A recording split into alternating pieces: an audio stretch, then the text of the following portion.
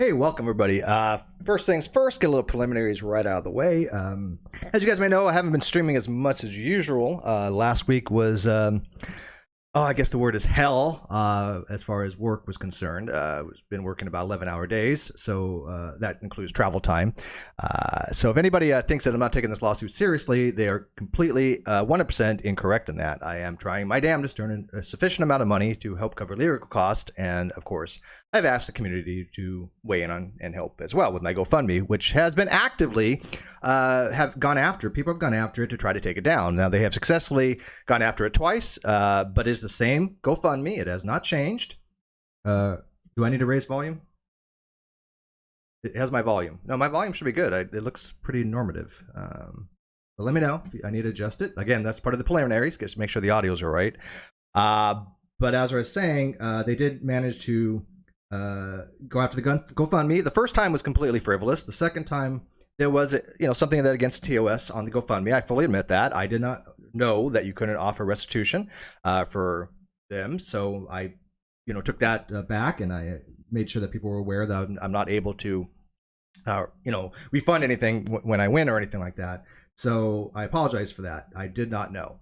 But again, people have been actively trying to report this GoFundMe, which again is showing the duplicitousness of certain people in the other communities, because they're certainly not part of mine, so anything like that. So, oh, you're joking about the intro. Yeah, one of these days I'll get some music on there. I know, but the problem is that if I put an intro on there every single time, it's come up as ID content claimed. I could turn up the volume a little bit, I think, here if I add a gain filter. So one sec, and I'll add a gain filter for you. Audio. Okay, that's a little loud. I'm gonna put about 3 dB gain on it. That's gonna be probably louder than usual, but for you and Tree Feline, it should be a little louder. All right, so anyways, like I was saying, there have been people that have actually tried to sabotage this. Now, that to me is very telling, right? I mean, if people want to have a fair legal battle, then why are there people actively going after these GoFundMes? Now, there was a fraudulent GoFundMe. That was Kyle's. Kyle had a fraudulent GoFundMe. There's no question about that. He lied to the court, and he lied about the usages of that GoFundMe because of the reasoning. Not that he didn't use it to get a lawyer, but his reasoning was based upon false information. It was based upon the fact that he submitted altered evidence to the court, altered bank records, altered Photoshop things. And so, to me, that is completely fraudulent. So I can understand why people reported that one, but why people reported mine is just indicative of the type of people that we all have to deal with. And one of the reasons why I think it's very important that this lawsuit goes through to its end, because people have been complaining about Katie Joy Paulson for how many years? Long before I even came in the scene. Long before I came around, people were complaining about the methodologies and the I don't know what the word to use, the duplicitousness, I guess is a good word, that Katie Joy Paulson has used since she's been on the internet. And before she even had her YouTube channel. For those who are unaware, Katie Joy Paulson started her YouTube channel after she became on a channel that I owned, that I'm in another litigation for, called The Non Sequitur Show.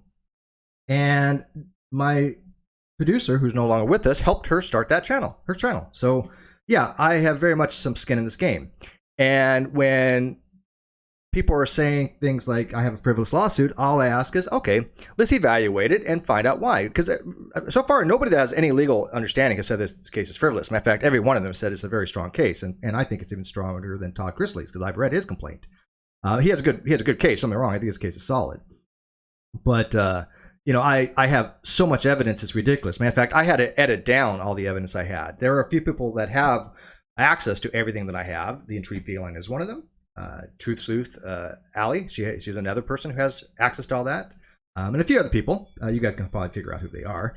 But, anybody that has looked at all the evidence objectively can safely say that I have a strong case. And that's why I think it's important to see this through as much as I possibly can, because people have complained about Katie Joy. And then they say, well, how does she get stopped? Well, you stop through the legal system. You use the legal system properly and show that she has done things like defame people. She has made false allegations. She has made unsupported and malicious allegations. That's how you do it. Now, I personally believe, without question, that she has used the legal system inappropriately. She has manipulated the legal system to her own machinations for her wanting to shut down people trying to talk about her. We have seen this numerous times. She did it to me. She did it to other people who have TROs. I don't know the status of, I don't know the full status of what's going on, but from what I understand, she has, put out 2 more TROs, and yeah, that's just not how you go about trying to have a discussion on these types of topics that I think need to be discussed, which is her just blatant commentary and gossip and just saying things that are just false, patently false. The way you go about doing that is having open discussions on the internet. And when she shuts that down by trying to silence people, like she did me, yeah, there's going to be pushback. And I did push back. She was not expecting me to file for a hearing. She was not expecting that, I don't think, for a second. And so I did. And of course, that got dropped.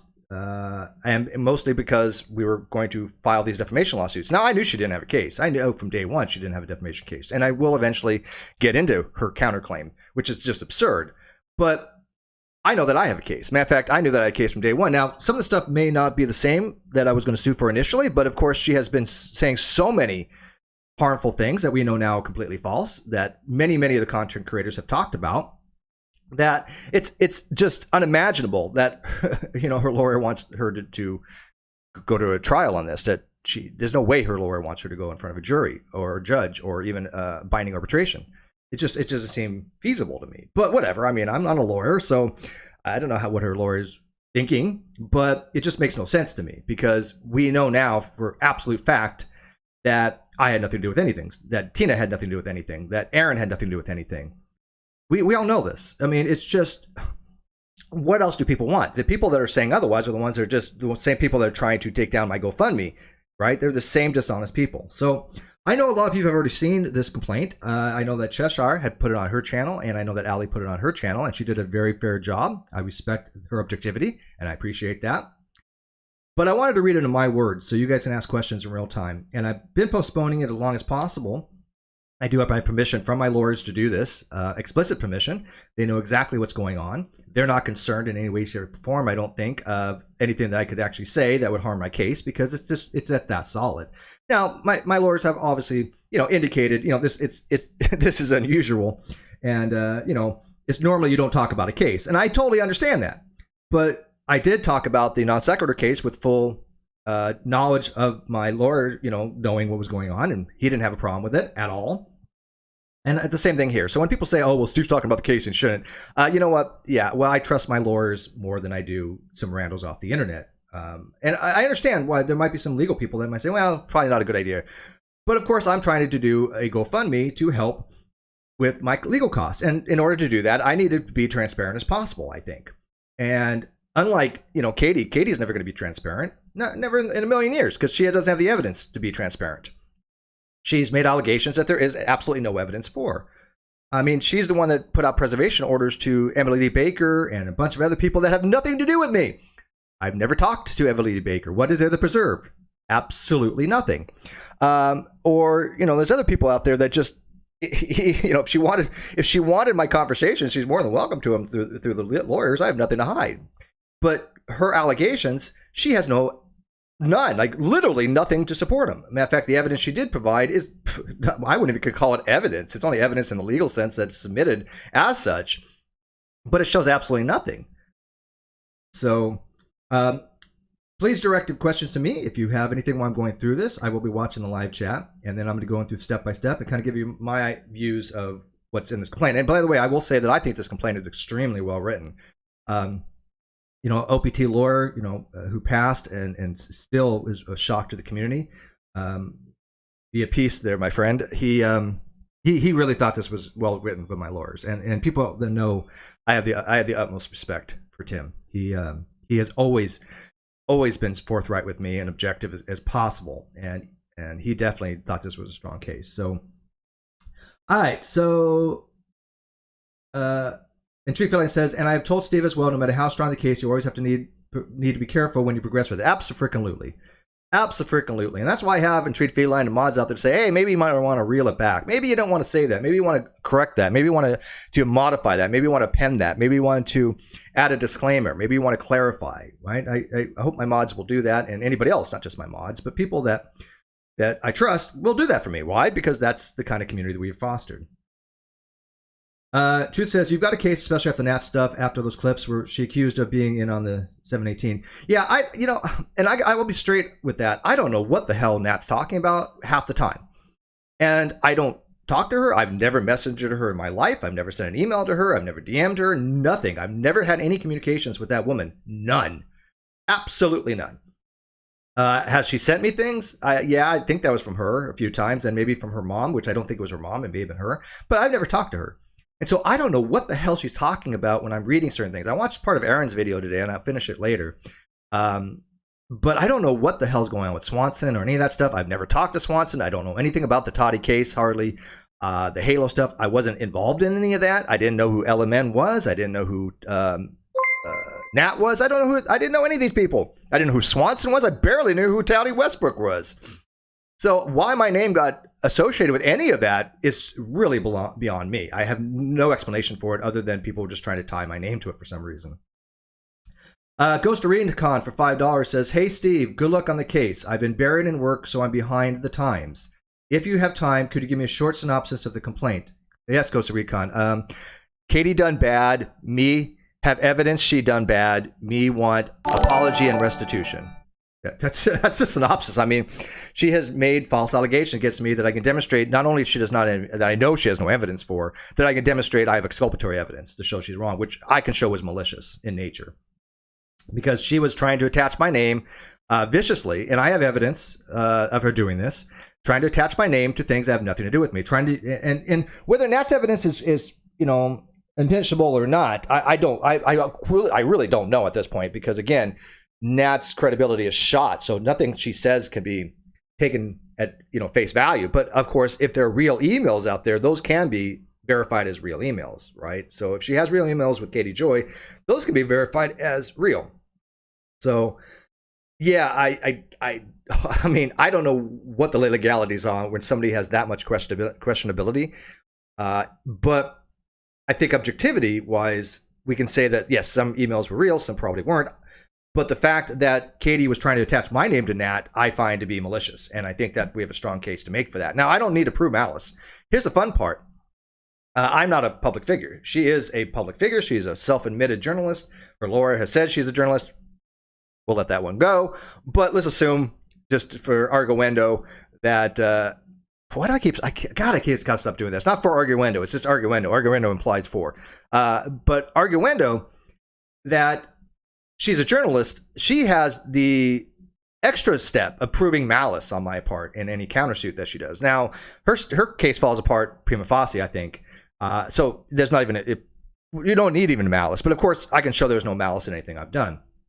All right, so let's kind of dive into this. And again, if you have questions, please ask me by directly tagging me, and I will try to get to them. So go on this and scroll down. Yeah, that's working. All right, so this is what's called as you guys know, a hip pocket service.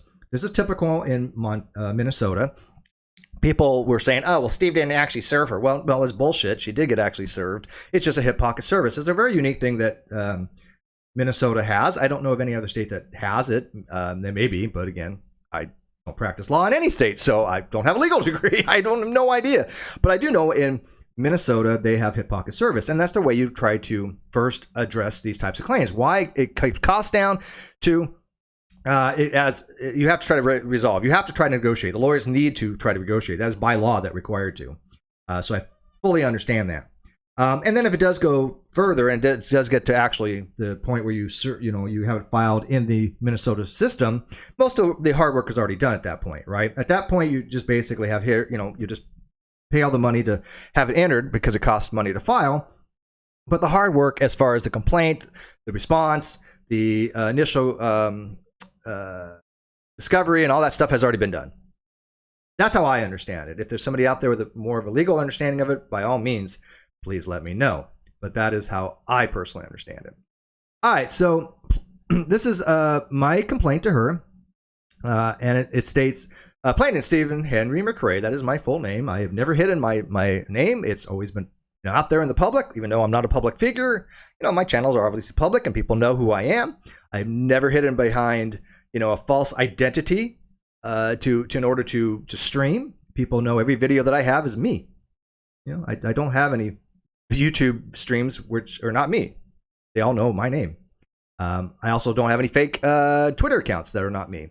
I had one small, just really for a small time, had a fun parody account that I never tweeted anybody on, never tagged anybody on, never DM'd anybody on. That was ages ago. But other than that, I only have one Twitter account. So this allegation that I've had dozens of sock accounts is just bullshit. And I can prove that because, I got to do is look at my Twitter history, right? So anytime my lawyer wants to have my Twitter stuff, they can have it. I've sent all my Twitter stuff to my NSS lawyer, right? I wasn't afraid. I was like, well, first of all, clearly I have confidentiality because of attorney-client privilege. If there's anything incriminating in there, but I know there's nothing. Of course, there's nothing, and I wasn't concerned about it. But it can be demonstrated that I don't have sock accounts, so that's just a blatant lie. So, introduction. Steve McRae, for his cause of action against defendant Catherine Mansky Paulson, defendant stated and alleged the following. 1. This is an action for defamation brought by plaintiff against defendant who is a YouTube and social media content creator. I think that's pretty straightforward. 2. Plaintiff operates YouTube and social media accounts under his own name, which I do. The title of Great Debate Community, which is mine, and other pseudonyms. I have DEFCON 1 Science. Let people know that's me. I think that's the only other channel that I've uploaded on, if I'm not mistaken. It's just DEFCON 1 Science and the Great Debate Community. DEFCON number 3. Defendant operates a YouTube channel titled Without a Crystal Ball and also operates numerous social media accounts under similar usernames. This is all the preliminary stuff, right? Defendant took action in her own personal capacity and through her various social media accounts to defame plaintiff, that's me, and accuse him of harassment, fraud, and other loathsome conduct.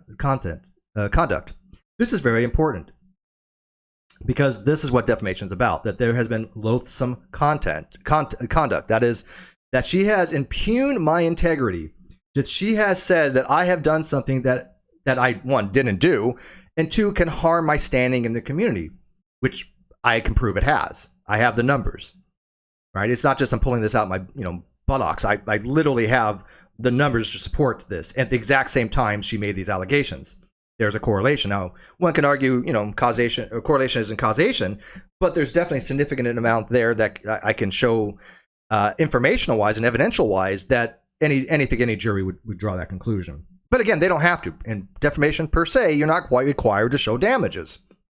That's why it's per se. If it's defamation per quad, then you do. Again, I'm not a lawyer, but this is how I understand it. If there's any legal people out there that know anything different, obviously let me know. But that's the important part, is that other loathsome conduct, because she has accused me of things that just never harassment. There's never been harassment. Matter of fact, last time I talked to Katie Joy was in 2019. I know very well what the last things I ever said to that woman was. And that was, there's one thing on Twitter and one thing on Instagram. About a month afterwards, I think it was October. But the one before that was November 22nd, and I basically told her, I am not going to DM you. You made allegations in public. I expect them to be addressed in public. And she said, if you want to message me to DM, then do so. But if you continue on this, I'm going to block you. And I went to go respond to her, and guess what? I was already blocked. Go figure, right? I mean, literally, she said, if you want to DM me, then go ahead, but if you continue in public, I'm gonna block you. And I went to go respond to her on Twitter, and lo and behold, I was already blocked. That's a fun fact. Now, I can't obviously prove that in court because, the timing and all, but if you go look on Twitter, you can definitely go see that conversation. So I mean, I call it a bitch move, right? I mean, you say, hey, DM me if you make it, go more in public, I'm going to block you, and then you don't even get a chance to respond in public. So whatever. All right, but like I said, that's very critical because these are the pattern that I'm trying to show of her making these false allegations, because we know she falsely accused me of fraud. She falsely accused me of medical fraud. She falsely accused me of collecting Social Security, which I never have. She falsely accused me of collecting disability, which I never have, and then trying to defraud disability and Social Security. which I never had. It's kind of hard to defraud something that you never had. I don't know how that works. So unless you can show proof that I somehow defrauded Social Security or disability, yeah, it's defamation per se. Number 5. As a direct result of the defendant's defamatory statements, plaintiff's reputation and standing in the community has irreparably harmed, and plaintiffs has experienced significant mental distress and reduction in income. Other members of this community would no longer associate with plaintiff. I have evidence of that. I have screenshots of people saying that. I have screenshots of people counseling on me. Right, saying, no, I'm not going to go on Steve's show because, he had a TRO against him, or he had been under Violence Against Women's Act, which was not true, we found out, or, all this other stuff. So I can show evidentially wise I have support for this. And that did reduce a substantial reduction in my income. And of course, significant mental distress. I can show that as well. That is called general damages.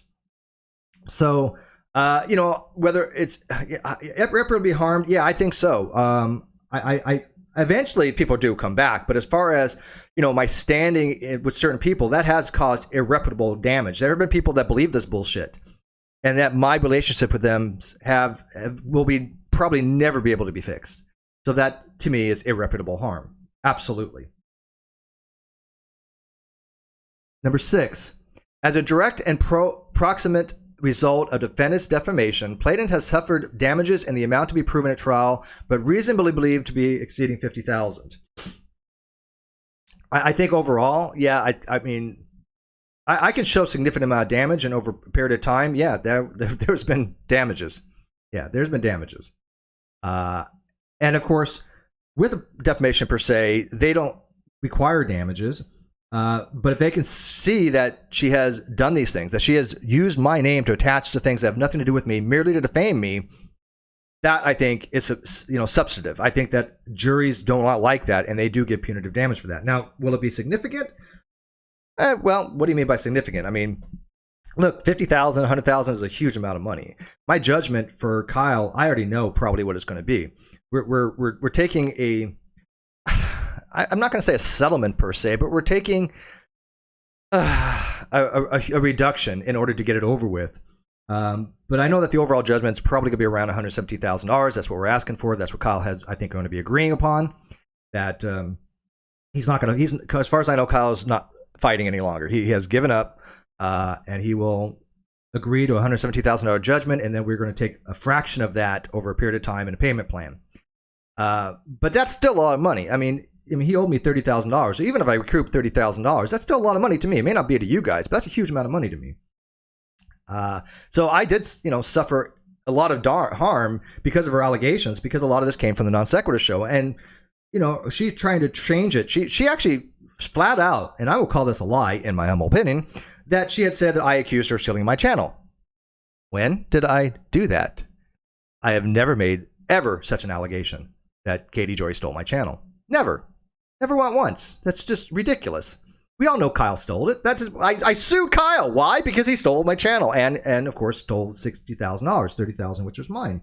Now, we're going to take a little less on that. We're going to go by his numbers, unfortunately, because in order to go through all the reports and bank counts and other things, and the fact that he doesn't have complete records through like a forensic analysis type thing, it would be too costly and just not worth it.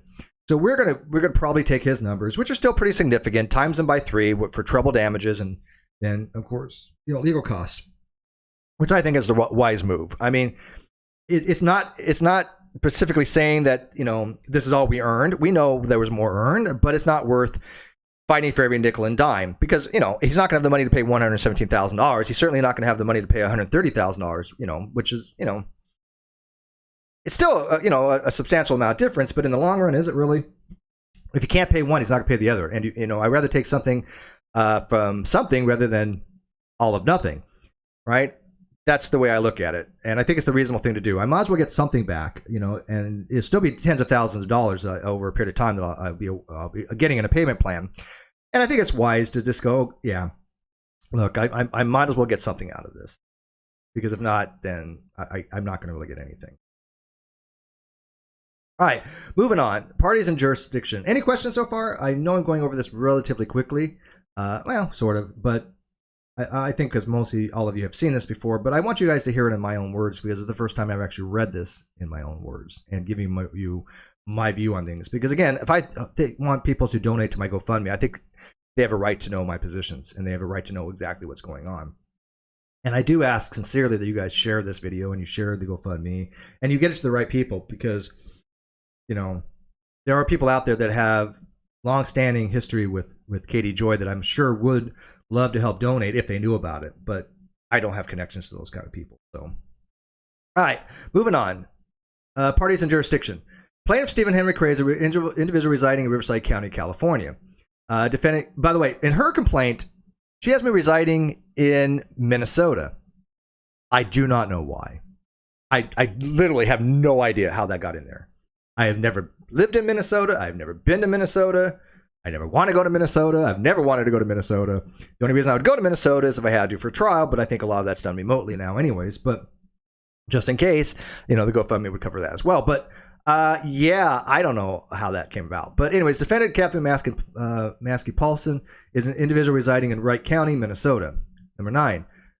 The court has jurisdiction over the civil action pursuant to Minnesota statute, blah, blah, blah. I'm not going to get into legalities and stuff. If there's a legal person who wants to get into legalities, that's perfectly fine. I know, Emily Baker's probably not going to read this until it's actually filed through the court system. I don't know why. It's still been, out there and somebody could get her, redacted copy to show, but that's up to her if she wants. So I can understand why she doesn't want to get involved. I really do. But she did read Todd Chrisley's case. But of course, he filed through the court system like immediately after the hip pocket. I think. I mean, it was like boom, boom. He wasn't wasting any time. Number 10, venue is proper in this court pursuant to Minnesota statute 542.09 and 542.01 because defendant resides in Wright County and on information and belief the events given rise to this action took place in Wright County. Yeah, I was fine with jurisdiction being in Wright County. There was no reason not to. My lawyers had no problem with that. They were like, yeah, we're just going to give it. We weren't fighting for jurisdiction. There's no reason to. Right? I mean, like I said, if I had to go to Minnesota, that'd be fine. There's nothing legal-wise that would have any other reason to have it in any other state. This is defamation. So the defamation occurred in Wright County. It's fine to have the jurisdiction there. And therefore, she can't really argue about jurisdiction. What is she going to do? She lives in that state. What is she going to say? Oh, no, I want it in New Jersey or something? That's just silly. So, all right, background facts. 11. Planet operates and contributed to YouTube and social media accounts, including the Non Sequitur Show, Steve McRae, YouTube, and the Great Big Community, YouTube. Number 12. Defendant operates or has operated a YouTube channel and numerous social media accounts, including, and then we've included a whole bunch of them. Now, a few of these are no longer active. Now, in her counter complaint, she says that one of those accounts is no longer active. That is still active. Now, she has deactivated it off and on, but she says it's deactivated and that she can't get anything out of it, that it's been too long. Again, in my personal opinion, I think that's bullshit because we all know we can all access our data no matter what, how long it's been. We all know how to download our Twitter data. We can access any Twitter data we want from our side. And of course, their side as well. So I don't know what she meant by that, but we know she's had many accounts on different social medias. But there's been more than that, but that's just some. Number 13, plaintiff and defendant were co-hosts and contributors on the same YouTube channel. I hate that word co-host, but we're going to let it go, right? She wasn't my co-host. She was, or Kyle's co-host, but whatever. But she tried to say we were business. In her complaint, she said we were business associates or something. No, we were not. I don't know how I was a business associate with Katie. And she's and Tree Feeling says she's recently deactivated another Twitter account. Yeah, I don't know. I mean, like I said, I don't follow her. Why she does that, I have no idea. I see what other people write. But I do firmly believe that she does delete tweets and rewrites history. We've seen that happen. People have claimed that I've deleted tweets. I like to know which ones. I have a long-standing history and policy of letting the record be what the record is and then clarifying. So when people says, oh, well, Steve deleted all those tweets, that's bullshit. You can go back to the Wayback Machine and find anything you want on my account. And I'm happy for you to do so, by all means. I mean, Number 14. Beginning in June of 2019, defendant began accusing plaintiff of, among other things, harassment, fraud, abuse, and sexually harassing her. Now, this goes into a form of pattern, whether, of course, whether because statute of limitations or whatever, there's something called toilage, which basically extends statute of limitations, which is why I actually served her when I did, was for toilage. So certain things wouldn't be expired. But even if this thing is prior to statute of limitations, from what I understand, it still goes to a pattern that can be used to show why the things later on were defamatory and malicious. Right? So regardless of, again, this is my understanding. So there's nothing legal. If I'm wrong on it, I'm wrong on it. It's nothing to be used against me. But from what I understand, even if I can't prove that she was malicious in her saying that I sexually harassed her, it still goes to pattern that she has been accusing me of these things for a very long time, and then the things later on, it shows that were defamational because they were malicious. That's how I'm getting it. And again, I could be completely wrong on that. My lawyer's probably going, no, that's not kind of how it works. Okay, that's fine. But that's how I'm definitely understanding it, because we know beyond all doubt that her allegations of fraud and abuse and all that were bullshit because she admitted it. I have the video of her admitting that she was wrong on that, and that she was like, oh, I only listened to Kyle. Okay, so you never got any evidence from him. You just believed him, and then repeated those things as if they were true. Okay, great journalism there. And I do think, as a journalist, I do think they have a higher standard of due diligence. Again, I don't know the legalities there, but I'm pretty confident that if you label yourself a journalist, you have a certain amount of due diligence that's higher than the average person. Just like a police officer has a higher diligence of due diligence in certain things.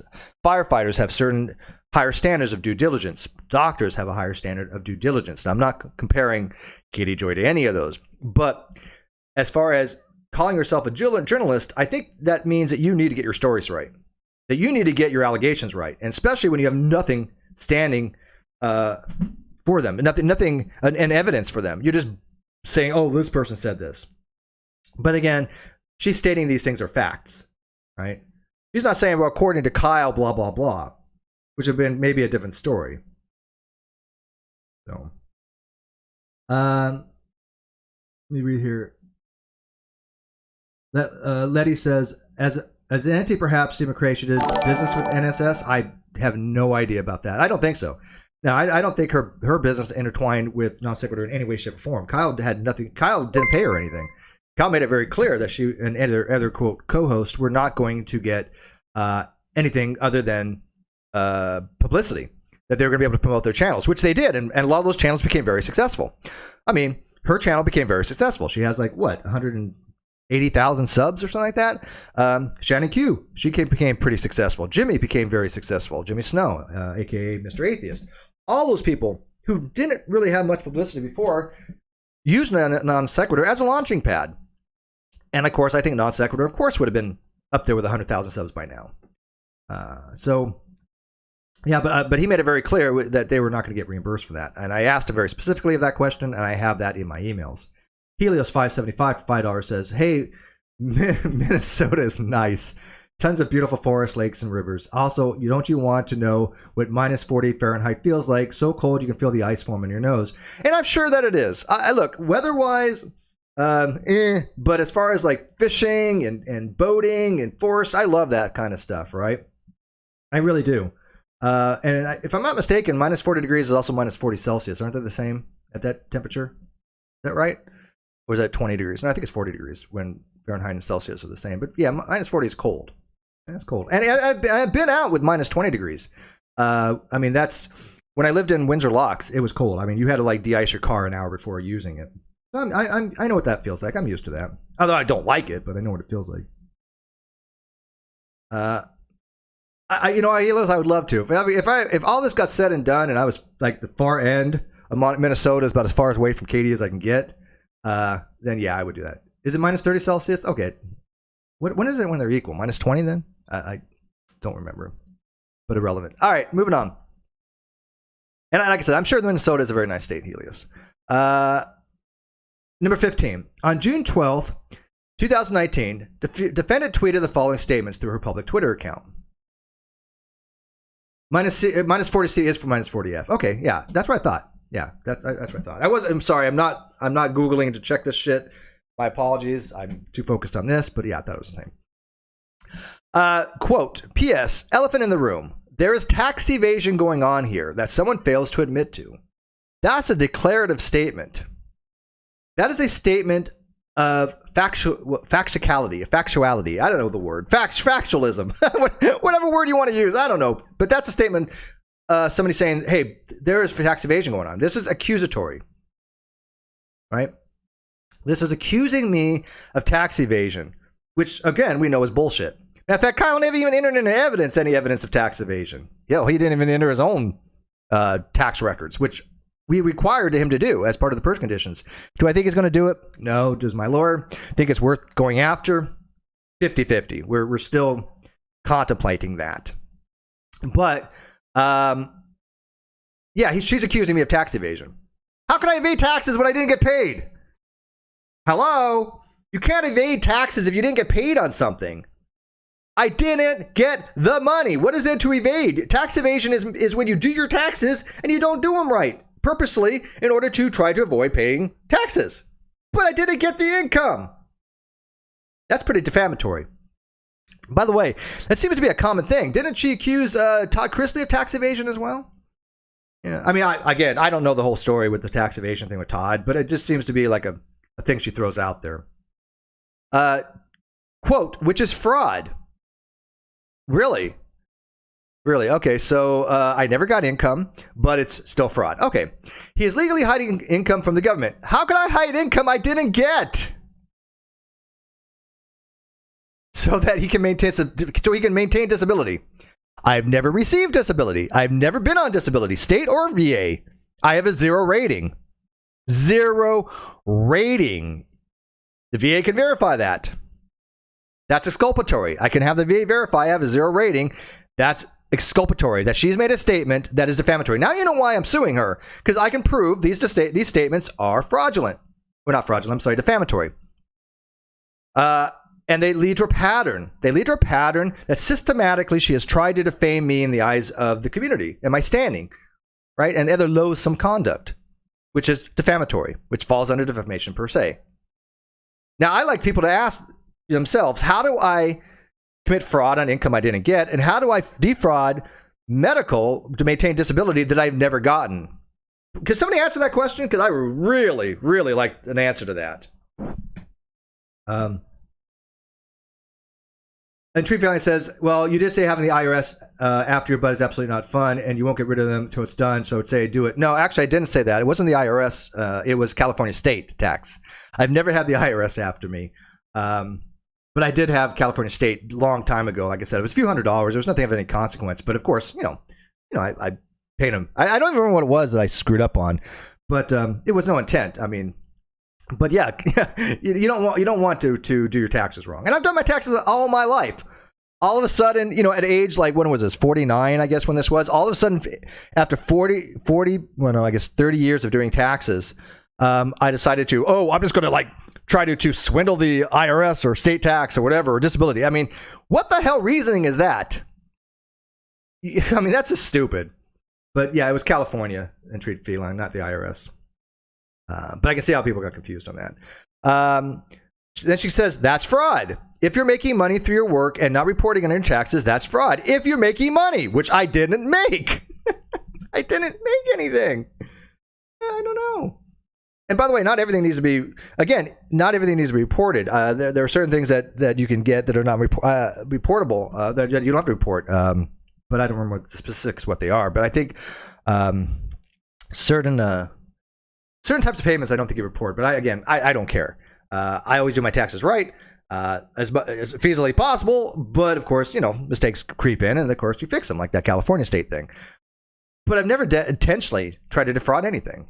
I'm pretty sure I do my taxes right, because I've never been audited, and I've never had them go, hey, look, we're coming after you. Well, again, except for state going, hey, you made a boo-boo here. Send this to us, and we'll call it a day. And they'll get their money. And then it says, that's fraud.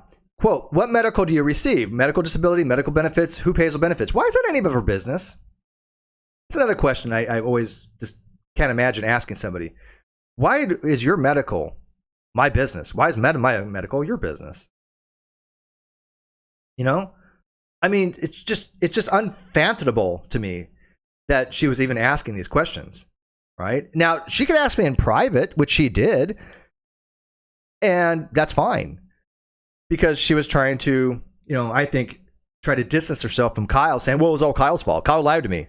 That's why I said it was fraud. It was Kyle's fault. Well, this doesn't get you out of defamation because she did not verify a single thing that Kyle said. Nothing.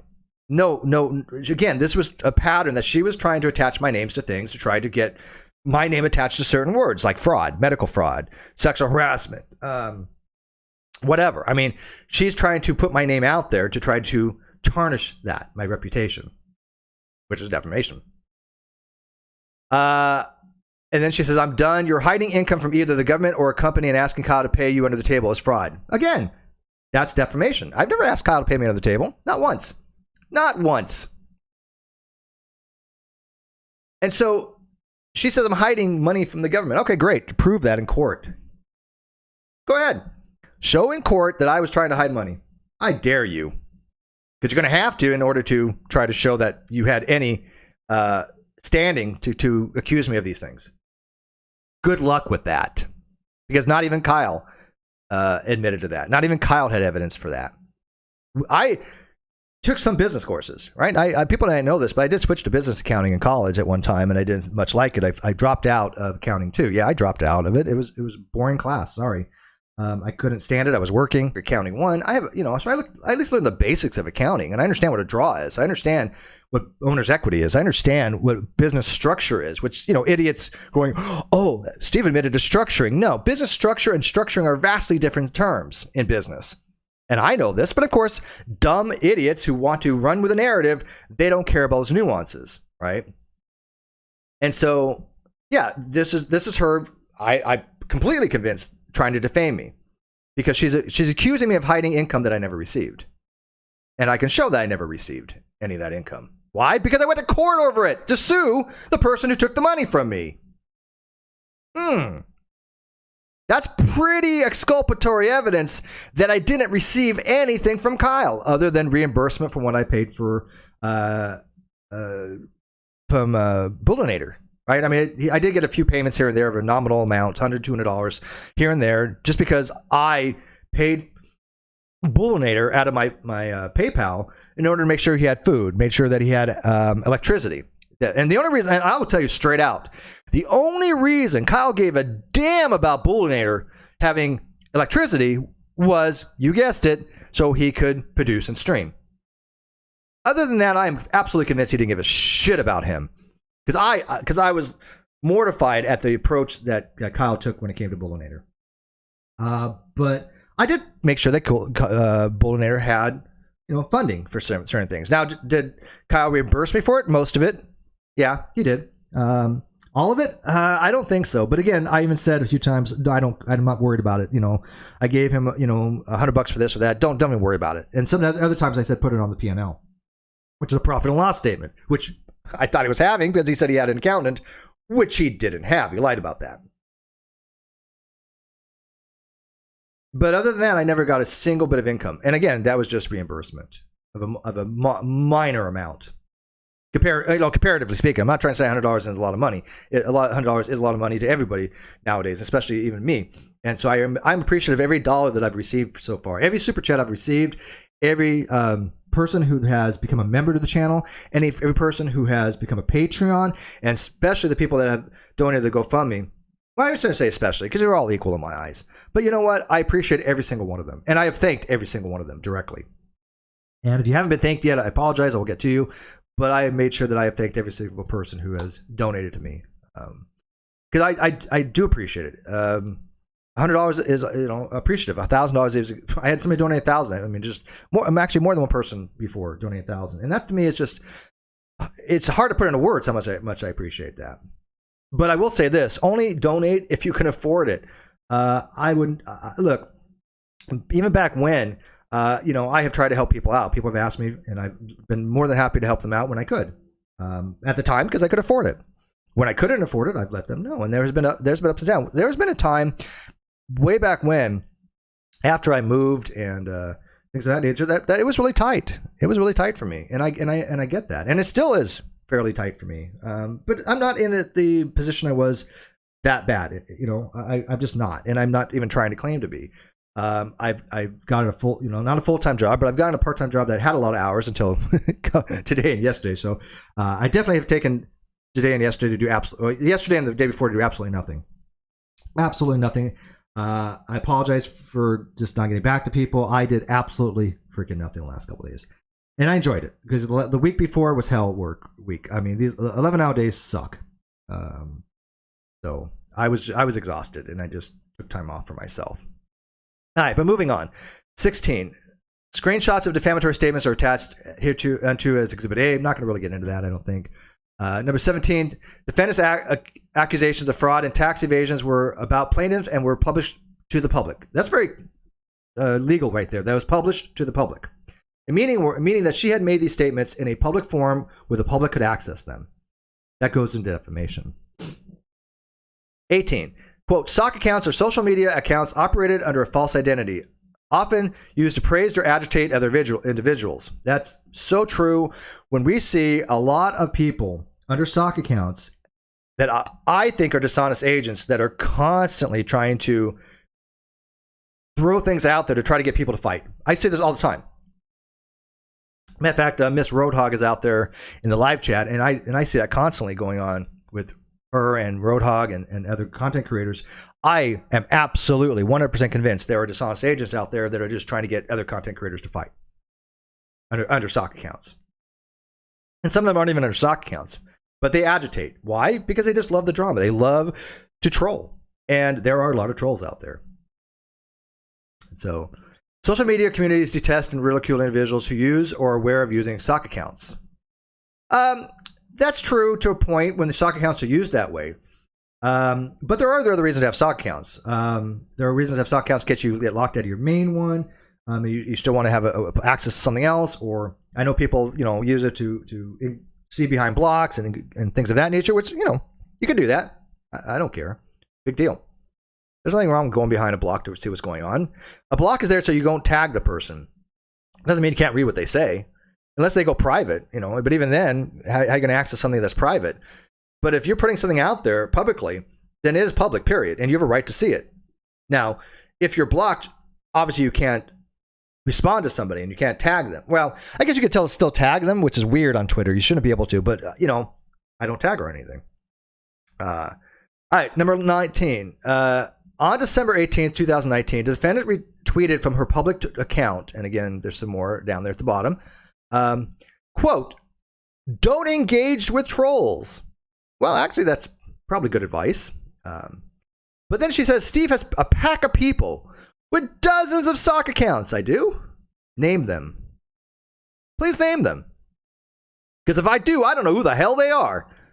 I don't even know anybody that has a dozen sock accounts, except for maybe Unirock does. But I don't know anybody that has a dozen sock accounts on Twitter. I just don't. Like I said, if you do, that's your business, and you're perfectly allowed to have sock accounts. But I don't have a pack of people that have them, and I've never exercised them. I've never asked anybody to do anything of anything, right? I've never said, hey, you got a dozen sock accounts, do this. Not once. And I guarantee it, if there's anybody in my live chat that I have ever asked that to, they would say so. It's amazing how nobody ever has. Nini says, when Katie tries to flip the script and she says she's not a reporter journalist, then you can play her live stream when she says, my lawyer said I'm a reporter and journalist. Yeah, well, of course, right. I have all that. Yeah. Right. I mean, it seems like, it's contingent upon who's suing her, whether she's a reporter or journalist, I guess. But anyways, she is a reporter or journalist she is a public figure is the more important part as far as the legal standings, because as a public figure, she has to demonstrate that I had malice, which I can clearly demonstrate was not the case. And even then, it wouldn't even go that far because what she has accused me of is just false. And so that's a truth is a positive defense. And then she goes on to say, their talking points is that I'm a liar and that then using any method to incite a reason from you. Steve is exposed and desperate now. I don't even know what the hell that means. Desperate? What am I desperate of? I don't even know what. She uses these words that are just strange to me. People know I'm generally not an emotional person when it comes to facts. When it comes to personal stuff, sure. And can I be emotional? Absolutely. Have I been? Yes. But desperate is just nothing I've ever been on YouTube. I don't know what it would even mean. Desperate because of what? What am I exposed on? Block those that sound ridiculous. Well, if they're telling the truth, I don't know why I'd block somebody. But she's trying to run this narrative that, oh, well, I have a lot of people out there using any method to incite a reason for you. I don't have anybody out there that does anything for me like that. Nothing. Nobody. Even people that I'm closest to wouldn't do anything like that. I guarantee it. The people that I do, quote, associate with, which means I talk to on a regular basis of some consequence, they have minds of their own. And they have their own reasons for doing things. As much as I care about them, as much as I adore them, as much as I trust them, they do things that they think are best for themselves, which they should. Do they keep me in mind? Absolutely. And do I keep them in mind? Yes. But, people know that I trust Tina. People know that I trust Cheshire. And do I think that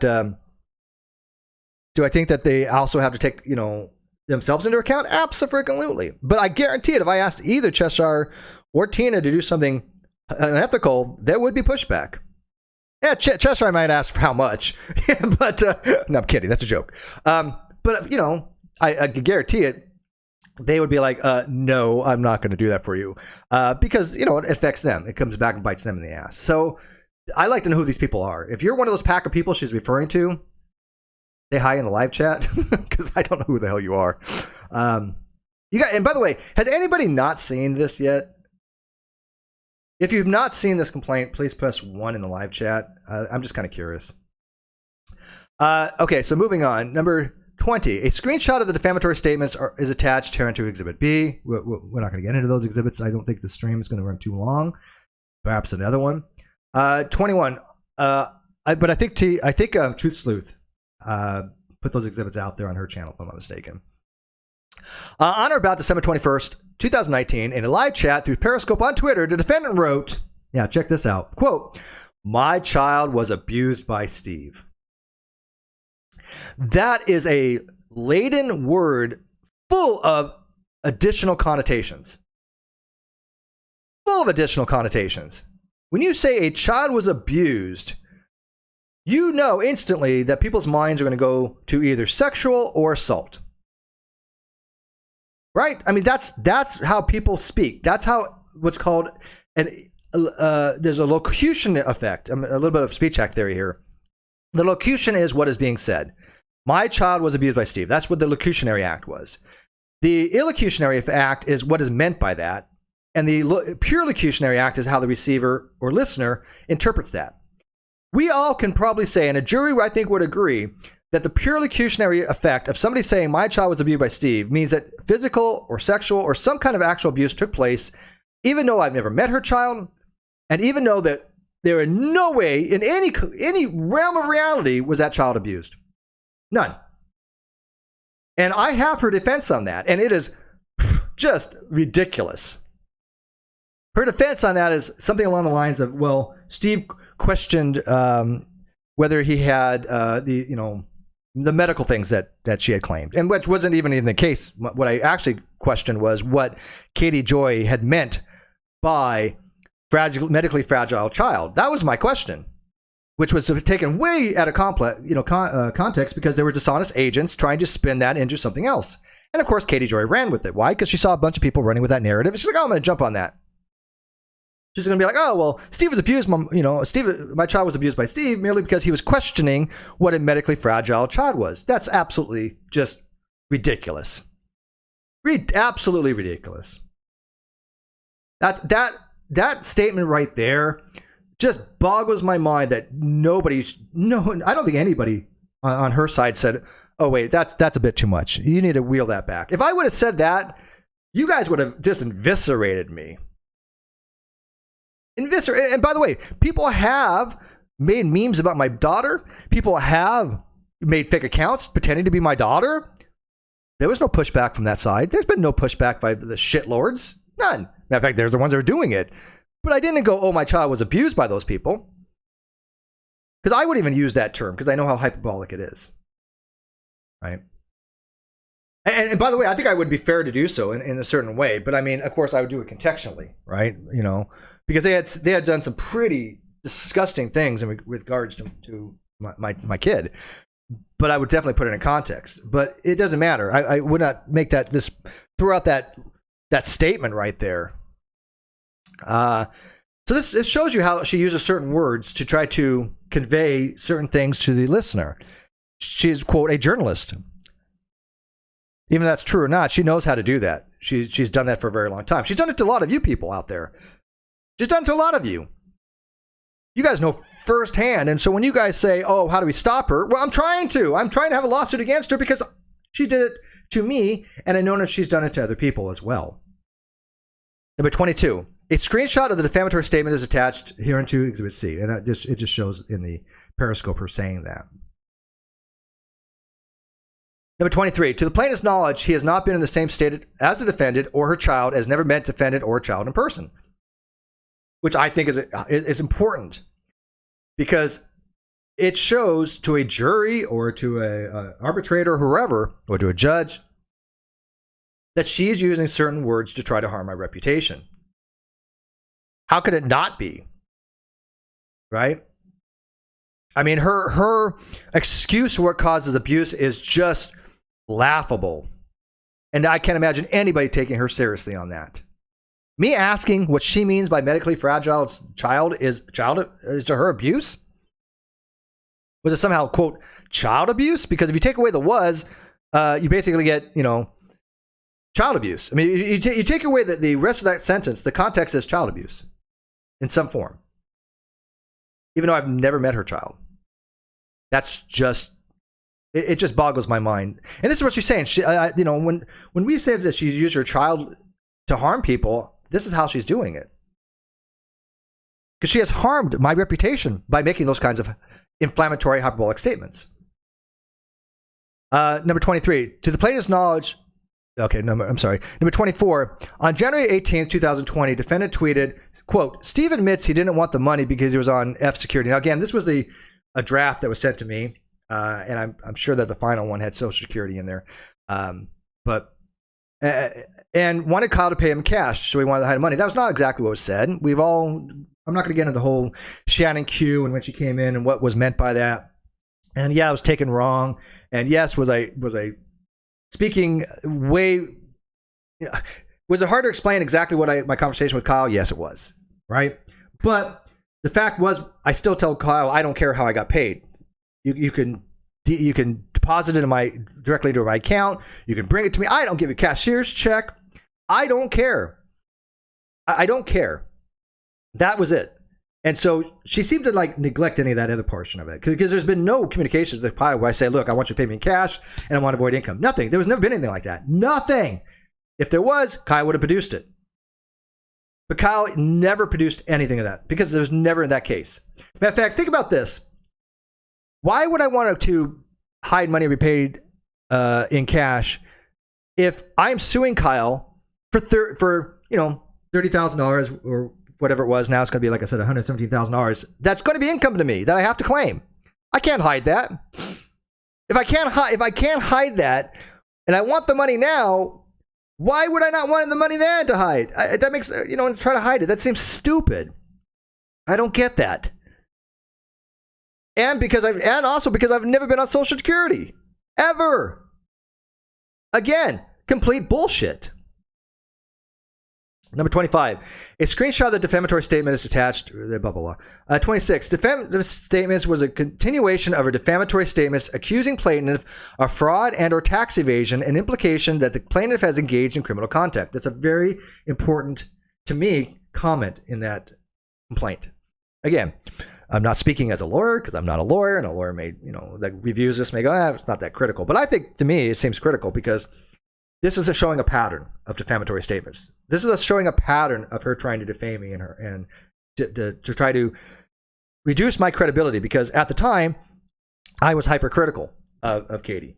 And I don't mean that to be, I put on anything that was wrong. I mean hypercritical because I spent a lot of time focusing on defending myself from some of the things that she was saying. So I made sure that everything was correct that I was putting out as much as possible. Okay. So yeah, I made some videos about her. She complained that I made 30 videos about her. 30 over a period of like, I don't know, 2 years or whatever it was, or a year, whatever it was. It was still came out to, I think, like 1.5 to 2 videos a month is what it came out to be, if I remember at the time. That's pretty insignificant compared to her putting out, what, 600 videos of the Duggars, or Unirock putting out hundreds of videos about me. Hundreds. We're not talking dozens. We're talking hundreds of videos. And she's saying 30 was, a harassment to her. But she tried to shut that down. She tried to shut that down by filing a false TRR against me. So, yeah, this goes to pattern. And this is what we're trying to lay out, that this person has continually, as a journalist on YouTube, tried to shut down a critic. Doing free speech. This is a free speech issue in that regard.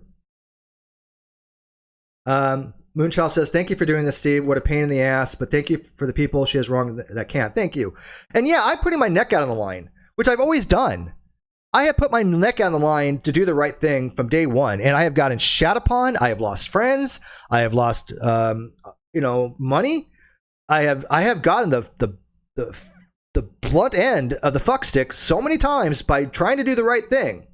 Now, sometimes it worked out. Yeah, sometimes it hasn't when I've tried to do the right thing. But look, I still tried to do it. And I had somebody ask me the other day, and I'm not going to name, but I had somebody ask me, Steve, I appreciate you standing up for this, and this, but why are you doing this when you already have your own stuff on your plate, basically? So, you already have enough going on. And I said, because it's my nature. Because I don't like seeing people get screwed over. I don't like seeing misinformation out there, and I try to get to the facts. It doesn't mean I support somebody wholeheartedly. It doesn't mean I'm giving you my undivided, support like I may have with some people like Cheshire or Tina. But it does mean that if there is fuckery afoot, if I can borrow a phrase from Emily D. Baker, I wanted to talk about it. I want to see what's going on. Because I at least want to be known for somebody that does try to check my facts as much as possible and will correct the record if I get things wrong. That's what I want to be known as on the internet. And until I, had these issues with, people with the Great Debate community and with the Non Sequitur show falling apart, I didn't have that problem. I didn't have problem people questioning my integrity. In fact, quite the opposite. People wanted me to moderate for them. People wanted me to get my opinion on things, right? Yeah, Jack Hart says no good deed goes unpunished, as they say. Yeah, that's true. That's true. Number 27. On January 23rd, 2020, the defendant tweeted, quote, anyone still subscribed to Non Sequitur Show should probably unsubscribe. Boy, that's something I think that falls under TOS violations. I don't think you can ask people to unsubscribe. I could be wrong on that. I don't know. But it's still, I never told anybody to go unsubscribe from Katie. Nope. But we'll let that one go real quick. But it does show a pattern. Because Steve apparently gets it back. Yeah, it was taken from me illegally. And he does deserve a platform with 20K subs. Well, it has 27 now. It had 33. To use to harass and target people like me. When was Non Sequitur ever used to harass or target people? Please answer my question on that. Anybody. Non Sequitur was about having dialogues. And yes, did we mock flat earthers? Certainly. Yeah, I fully admit we mocked flat earthers and certain bizarre beliefs. But we did so, at least I tried to do it, entertaining, with an entertainment factor to it, right? Now, certain times it got serious, like when somebody tried to deny the Challenger explosion, I think it was, no, I couldn't deal with that. I kicked him off, or I had Bull kick him off, or Kyle kicked him off. One of us kicked him off. But, yeah. When was Non Sequitur ever used to harass or target anyone? And that right there is trying to defame the Non Sequitur Show brand. Is it not? I mean, what do you guys think? Is this not a statement? Oh, hey, Steve, gets Non Sequitur back, and he's going to use it to harass and target people like that, which was never what it was before. Number 28, a screenshot. Never mind. We're going to skip those ones. 29. On the information and belief on February 4th, 2020, defendant published the following statement. Quote, Kyle paid taxes, and Steve wanted him to hold the cash with no tax liability.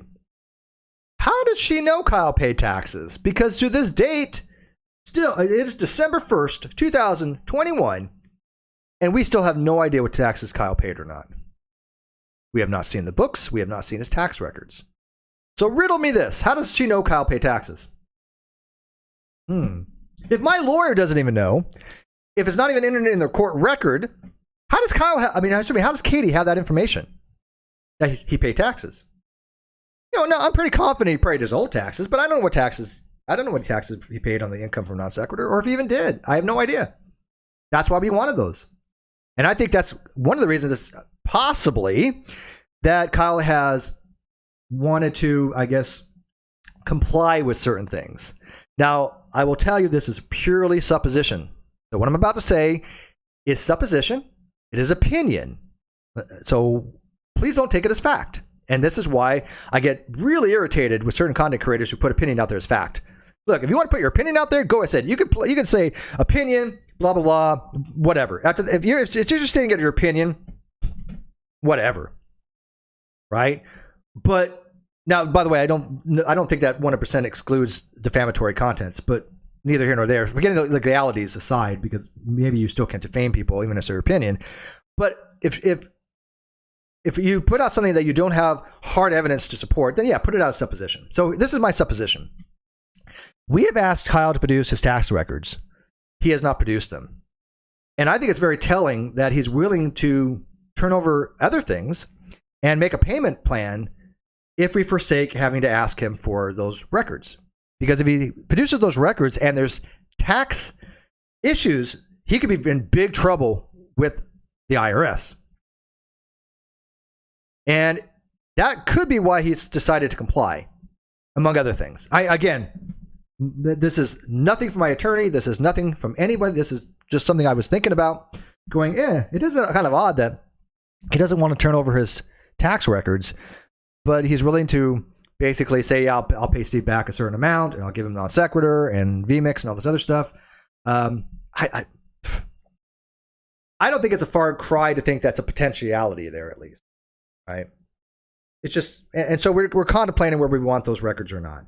Again, to me, is it more important Kyle goes to jail for something, or if I get restitution? I don't know. I don't know. I just don't. I mean, I like restitution. I just want the facts out there more than anything. But I definitely want some restitution. I want him to pay me back what he owes me, at least. But I think he's scared of some criminal things. I do think he's scared of that because he just was in jail. Ivan Kuhn says, "Oh my God, it explains so much." It does explain. Again, supposition, but it's supposition based upon what is being negotiated right now, and it's supposition based upon the fact that we don't know what he's paid in taxes. So, but going back to Katie Joy, how does she know what Kyle paid in taxes? So, and when I said that he held cash, well, what I said was he withheld paying me anything. That was back in like early 2018 or something. We weren't even monetized back then. It was just PayPal kind of stuff. We're talking about hundreds of dollars. That's it. And it was just, I told Kyle, look, hold on to whatever we get until we figure out our business structure, which is not structuring. Business structure is a very specific term in business of how you do draws and you set up the business, because he said, I have a CPA that's setting up the business and everything like this, and we're going to make sure the taxes are right. I'm like, okay. So when I said, and I said in the Death of Non Sequitur show, when to hold on, it was just that. Hold on until we know what the hell we're doing. I have never said anything about no tax liability. None. Because I also have evidence that I asked him for $1,000 a month for a draw. A draw. Anybody who's ever took, by the way, I was louder than hope that wasn't too loud. Now I got a compressor on here, so I shouldn't have been too loud for that. But anybody who's ever taken accounting, know anything about accounting, a draw is when you're an owner of a business, you can take out as income. That's personal income. And I was very clear with him, and I have that in my email that was going to be used in the court. That, oh, look, I wanted $1,000 a month draw. That has to be accounted for. There was not, oh, I want $1,000, under the table draw. No, it was a draw. That's why I used the term draw, so it could be annotated on the income statements and the P&L report. Because when you say you have a CPA, I'm thinking you have a CPA. right? And again, with a little bit of an experience of accounting that I have, I understand there's certain reports that go along with that, like your income statement and your profit and loss report and your owner's equity sheet, I think, or there's a whole bunch of reports that go into this. And so I was like, okay, just hold on to everything till we figure out what we know we're doing. And of course, dishonest agents ran with that and said, oh, well, Steve is wanting money to be held from him. But they neglected to realize there was no money at the time, hardly. We weren't even, at the time, had AdSense. We're not talking about a large amount of money. So, I don't know, man. I just, it boggles my mind that she makes these statements with so much assurity. And then after realizing that Kyle has lied, makes an apology video to me. And then they think she doesn't defame me when she takes back the apology and still has ran with these types of bullshit things. Okay. Number 30. Okay, forget that. Don't care. Number 31. The famous statement continued to imply that the public Palin was engaged in tax evasion. Yep. Sure was. Sure was that she complained. No, not that I was engaged in tax evasion, but she was implying to the public, certainly, that I was engaged in tax evasion. And by the way, that's, I think, exactly one of the things that Todd Chrisley had talked about. Now, I don't think that's part of his lawsuit. I don't remember. I think his lawsuit only kind of dealt with, some tape or something like that. But yeah, I mean, she did accuse him of tax evasion as well. But that's a different issue. Number 32. On May 29, 2020, defendant filed for a harassment restraining order against a Platon. On June 1st, 2020, an ex parte order granting petition for harassment restraining order was issued. Now, again, let me make this very clear. That's not saying that that is the defamatory claim, right? That's not the defamatory claim. That is setting up for what the defamatory claim is. This is the history.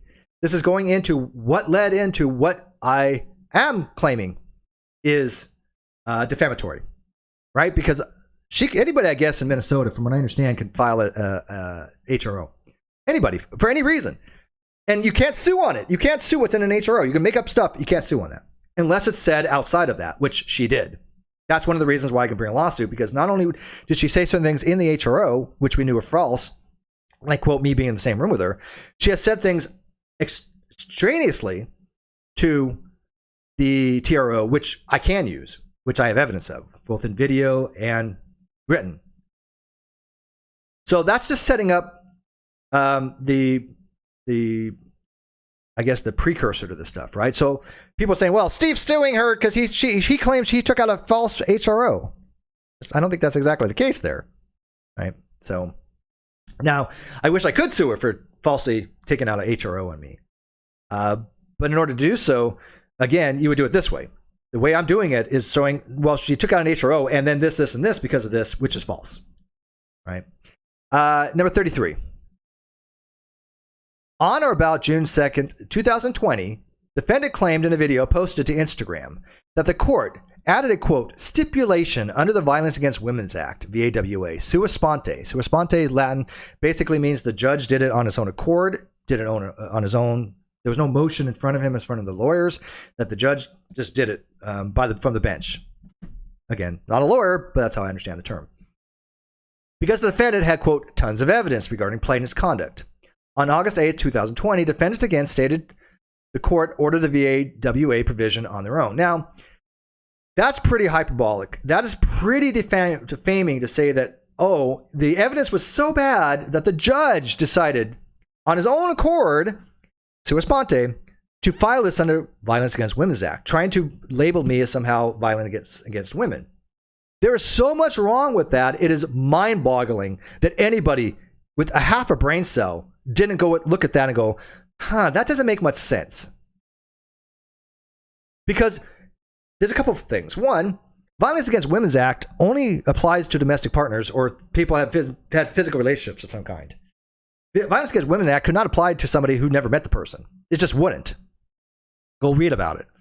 Second of all, Violence Against Women Act was defunded in 2019.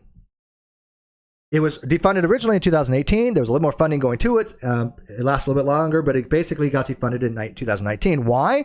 From what I understand, because most of it was incorporated in other provisions. So it just was, I guess, superfluous. from what I understand. Now, I could be completely wrong on that. Don't take my word on that, because again, not a lawyer, but I think it was because it was superfluous. But one of the things the VAWA did have was that on every form for a TRO, there would be something under the Fair Use and Credit Act, which basically said that a TRO that is in a certain state is binding across all states, across state lines. Made it more federal. Of course, she took that and ran with it and said, oh, this was so bad that this was filed under VAWA. And the judge said, oh, it's not just Minnesota, it's federal, blah, blah, blah. All that was crap. That statement for the fair use and credit under Title 18, 2255, whatever it is, that's on every single form. Wasn't put on there sua sponte. It's on every single form, right?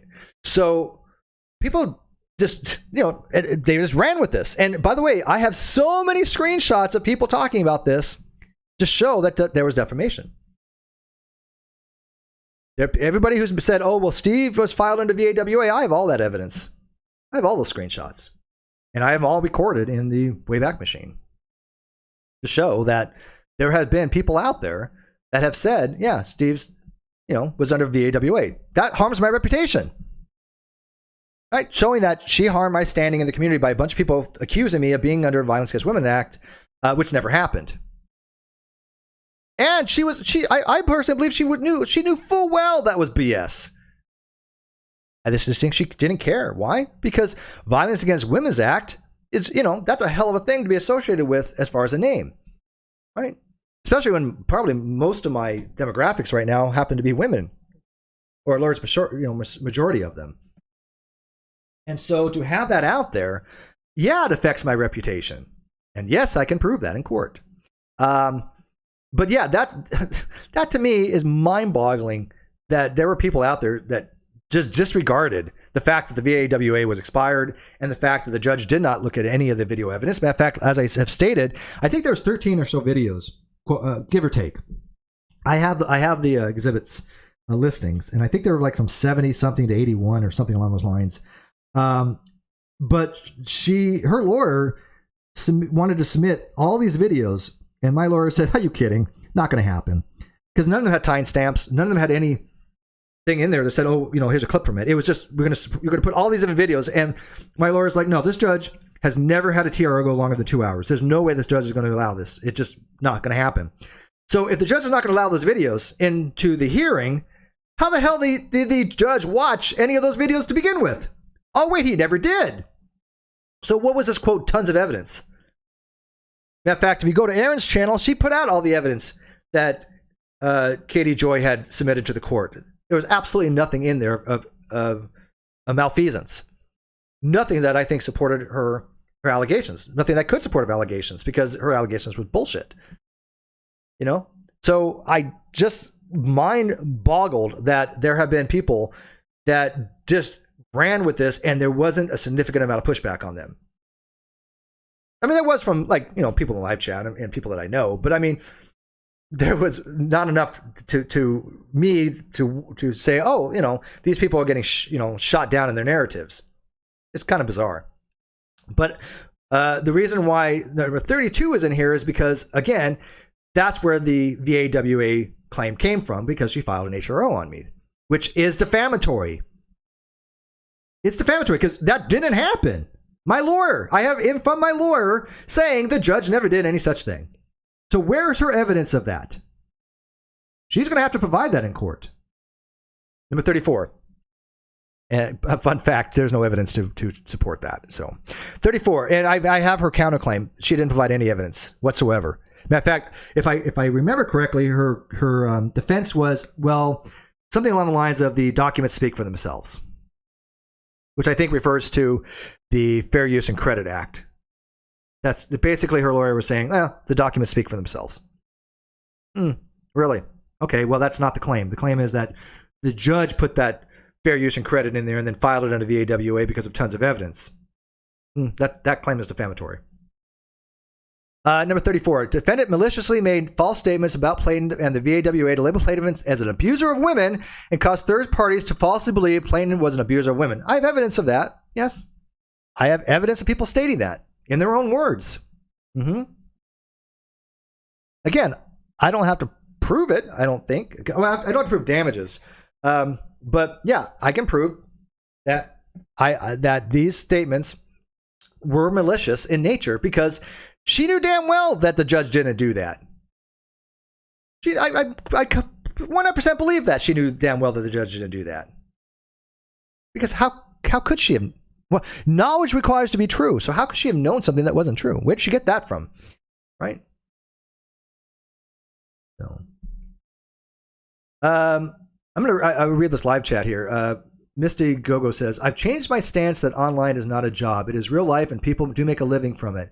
My point was, who would want their name in the algorithm with a bunch of triggering words? Yeah, no, I get you, Misty. And yes, no, I am fine with Katie even saying that her job is, YouTube. I don't have a problem with that. I don't, except for one caveat. If you're going to do your job, do it honestly. Lying online is not a job. Lying for a living is not a job unless you're a lawyer, I guess. I'm just kidding. My lawyers have been great. Never have I thought for a second they would lie in any way capacity whatsoever. But there are professions, maybe like what is it called? Political people, we're spokespeople for, or what do they call it? When you do reputation things, I don't know, a PR. Public relations. Yeah, they lie for a living. I get that. Military, they lie. I get it, But yeah, no, I think that YouTubers that make a living online fairly, yeah, that's a job. Absolutely. It's hard. You get a 1099 miscellaneous form from Google. Means you're earning income as a subcontractor. And it sucks sometimes. I have been trying to do more in real life stuff. That's why I got a job. That's why I'm working, 11 hours, some days. Because I want to get back into real life stuff because being online has been traumatic in some ways.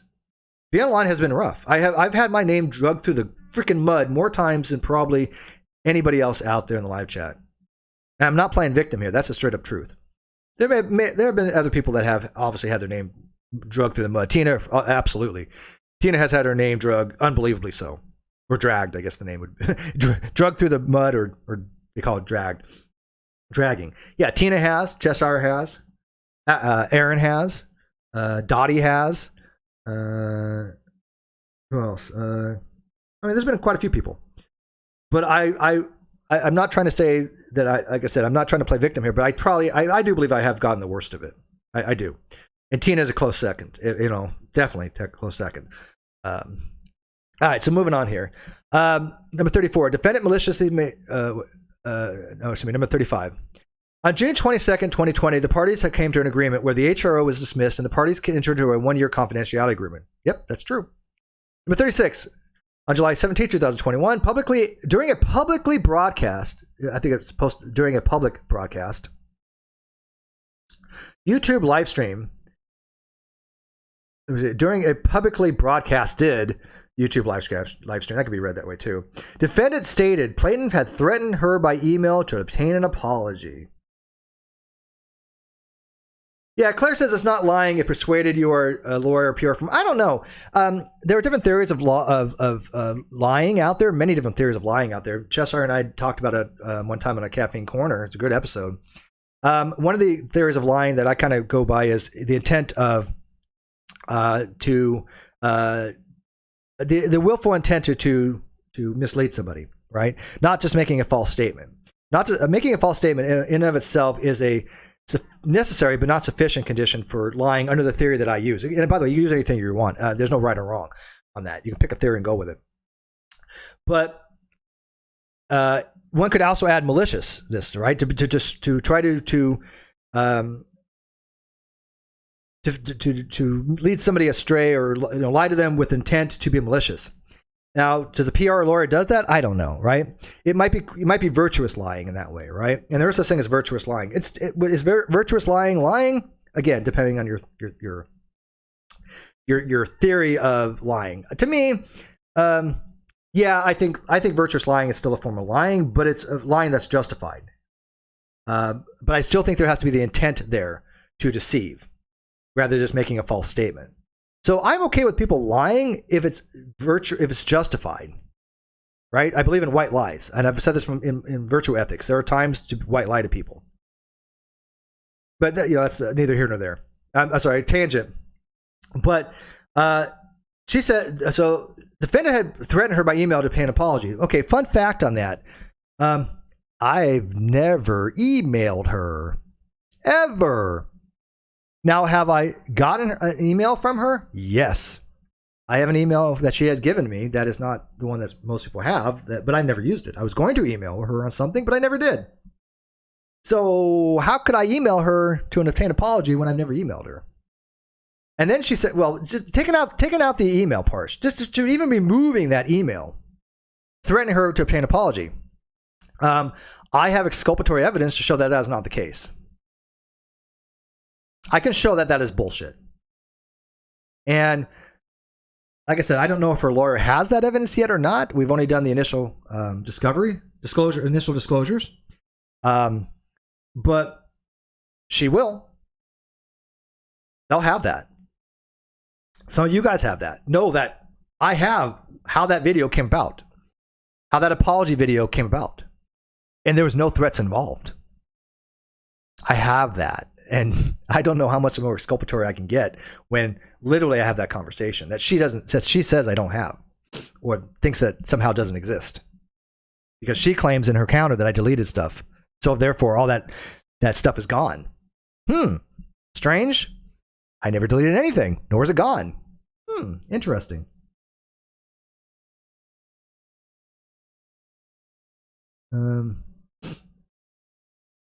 Misty says, since I came online in 2018, Steve, you've been dragged relentlessly. Yes, that is true. And it started before then, about 2016, on the whole atheism agnosticism thing, when I had Nate the Liar and other people just drag me on that, even though they realized they were wrong eventually. I have him admitting that he was wrong on that, but then he went back and changed it. But yeah, I mean, the whole atheist community came after me, even though everything I said was vindicated later on. And there have people been notably changing their position on that, including Alex O'Connor, aka Cosmic Skeptic, and Rationality Rules. Even though they've changed their opinions, it doesn't take away from what they have already said. Absolutely. Yeah, but some people have apologized. Some people have apologized to me. Not many, but some have. All right, next one. Number 37, on or about July 17, 2021, defendant also stated plaintiff harassed an individual named Nat or Natalie, including sending graphic images and death threats. That's a pretty big claim. I mean, how much more defamatory can you get? Because that is criminalities involved. I've never sent Nat a damn thing. I've never talked to the woman. Never sent her an email. Never sent her a DM. Never sent her an IM. Never sent her a telegram. Never sent her smoke signals. Nothing. Absolutely nothing. So where's the evidence of that? Because that's going to have to be produced. And again, the exculpatory evidence is, hey, lawyer, here's my Twitter account. Here's my Instagram account. Here's my IP. Here's my Gmail account. Here's anything you want. Take it all. There's nothing in there. Absolutely nothing. I mean, you can't get much more exculpatory than that. And we all know it's bullshit. And I will agree with Cheshire. No matter what Nat says, it's unreliable. I can't use Nat as reliable. What I can use is objectivity. Objective things. Like if she actually has specific emails from Katie that can be used, those are objective, right? Because if they can verify it as true, right? But anything as far as what she says, I have no idea in the world what the hell she's talking about half the time. I didn't get involved in the Toddy case. I don't give a shit about Swanson or Toddy or, as far as the Halo thing. I didn't know anything about it. And I shouldn't say that about Toddy. Toddy seems like she's a good person. So from what I understand about her, I just don't follow her. So I shouldn't say I don't give a shit about her. That comes out kind of harsh. But I mean, I don't know anything about Swanson in that case. I never was involved in it. But they're trying to make it, oh, well, they got Nat involved. I didn't do actually anything in that. Nothing. All I did was, I think, did one video on it, if I'm not mistaken. One video. One. And even then, I didn't know what the was going on with it. But I never talked to Swanson. I still don't understand the whole nuances there. But yeah, I'm going to pick some random person from the UK to do my bidding. Yeah, this is weird. But yeah, that is defamatory. That I've sent graphic images and death threats Yeah. Well, and actually, correct me if I'm wrong, but Katie actually came out recently and said, "Oh, it's 100% Nat that did this. It's all Nat." And then she modified that by saying, "Oh, well, she had accomplices." Oh, bullshit. Yeah. Matter of fact, there are 2 names I have in mind that I think did engage with her and did foster a lot of this bullshit narrative to try to malign people. But I'm not going to obviously say who they are because that could maybe bite me in the ass. But yeah, I have names in mind. But they're nobody that I associate with. Nobody that I associate with. Not even remotely so. Yeah, Tina says, I don't want to be involved in the Toddy case, but Katie decided to put my name in it. Yeah, exactly. That's bingo. Our names get thrown in this shit. Even though we have nothing to do with it. Nothing. I never talked to Toddy. Did I talk to Saltz? Yeah. Well, and Saltz actually reached out to me in an email. I did reach out to him on Twitter. I did, but he didn't really communicate with me until much later on. He just sent me kind of an email out of the blue asking me how about Kyle and if Kyle is going to jail. He just wanted to get an update on that. I guess for his own personal edification. Whether he cared or not, really or not, I don't know. Was it just maybe a way to start a communication with me so he can ask me about other things? Possibly. But neither here nor there. He did communicate with me and he wanted my opinion on certain things regarding, quote, hacking and things of that nature, which I gave him. But I never had anything to do with Swanson.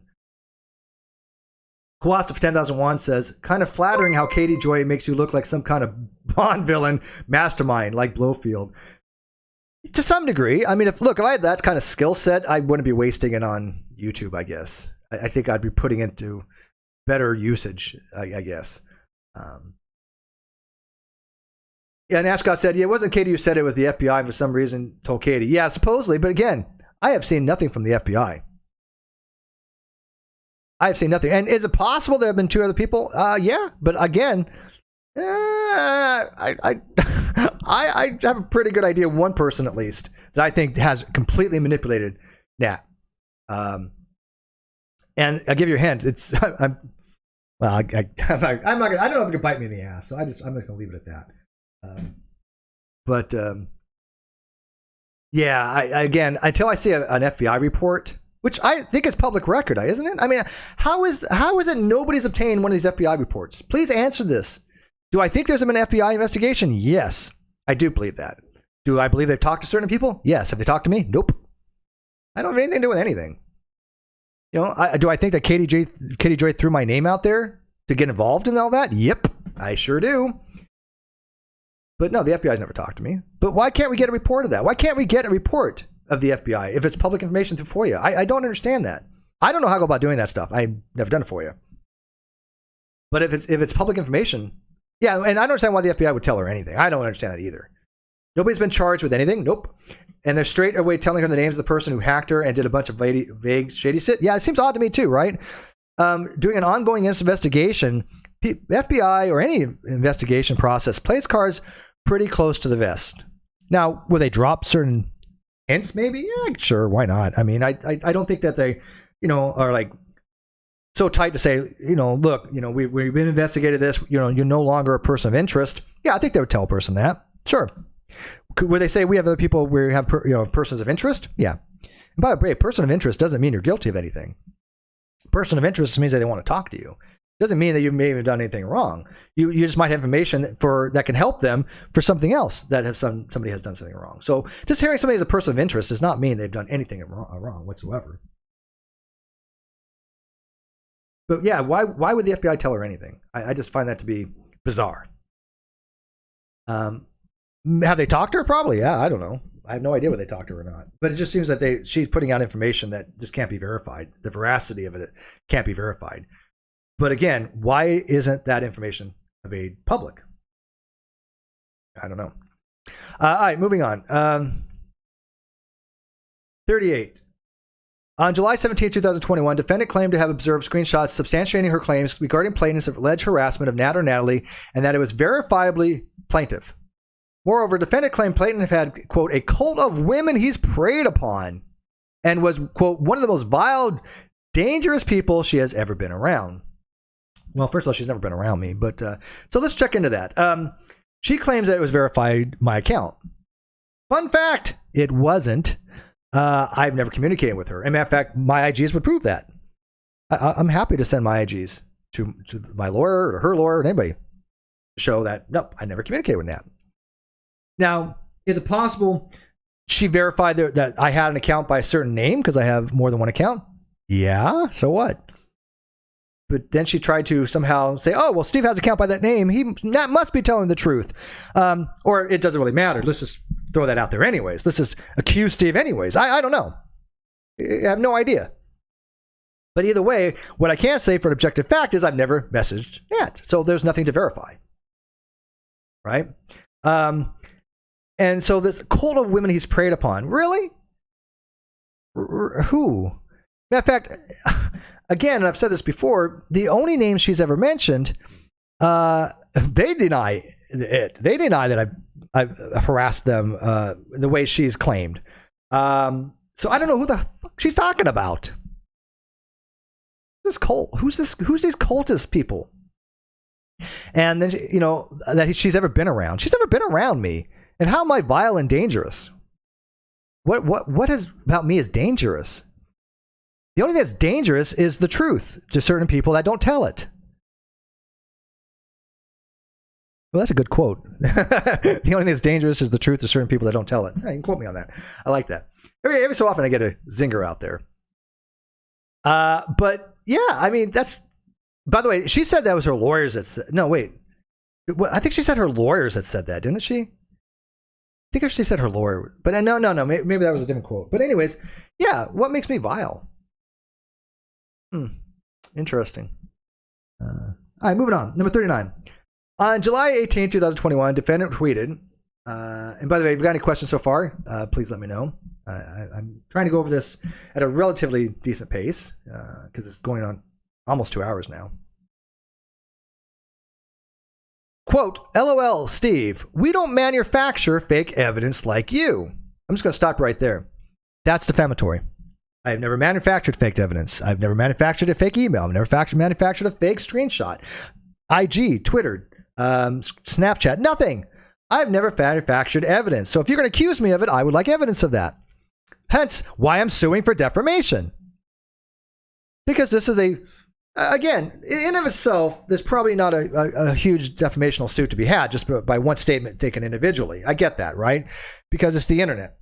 But my suit is a holistic thing of a pattern of behavior from Katie that has falsely accused me of things that I want the jury or arbitrator or judge or whoever to see this pattern.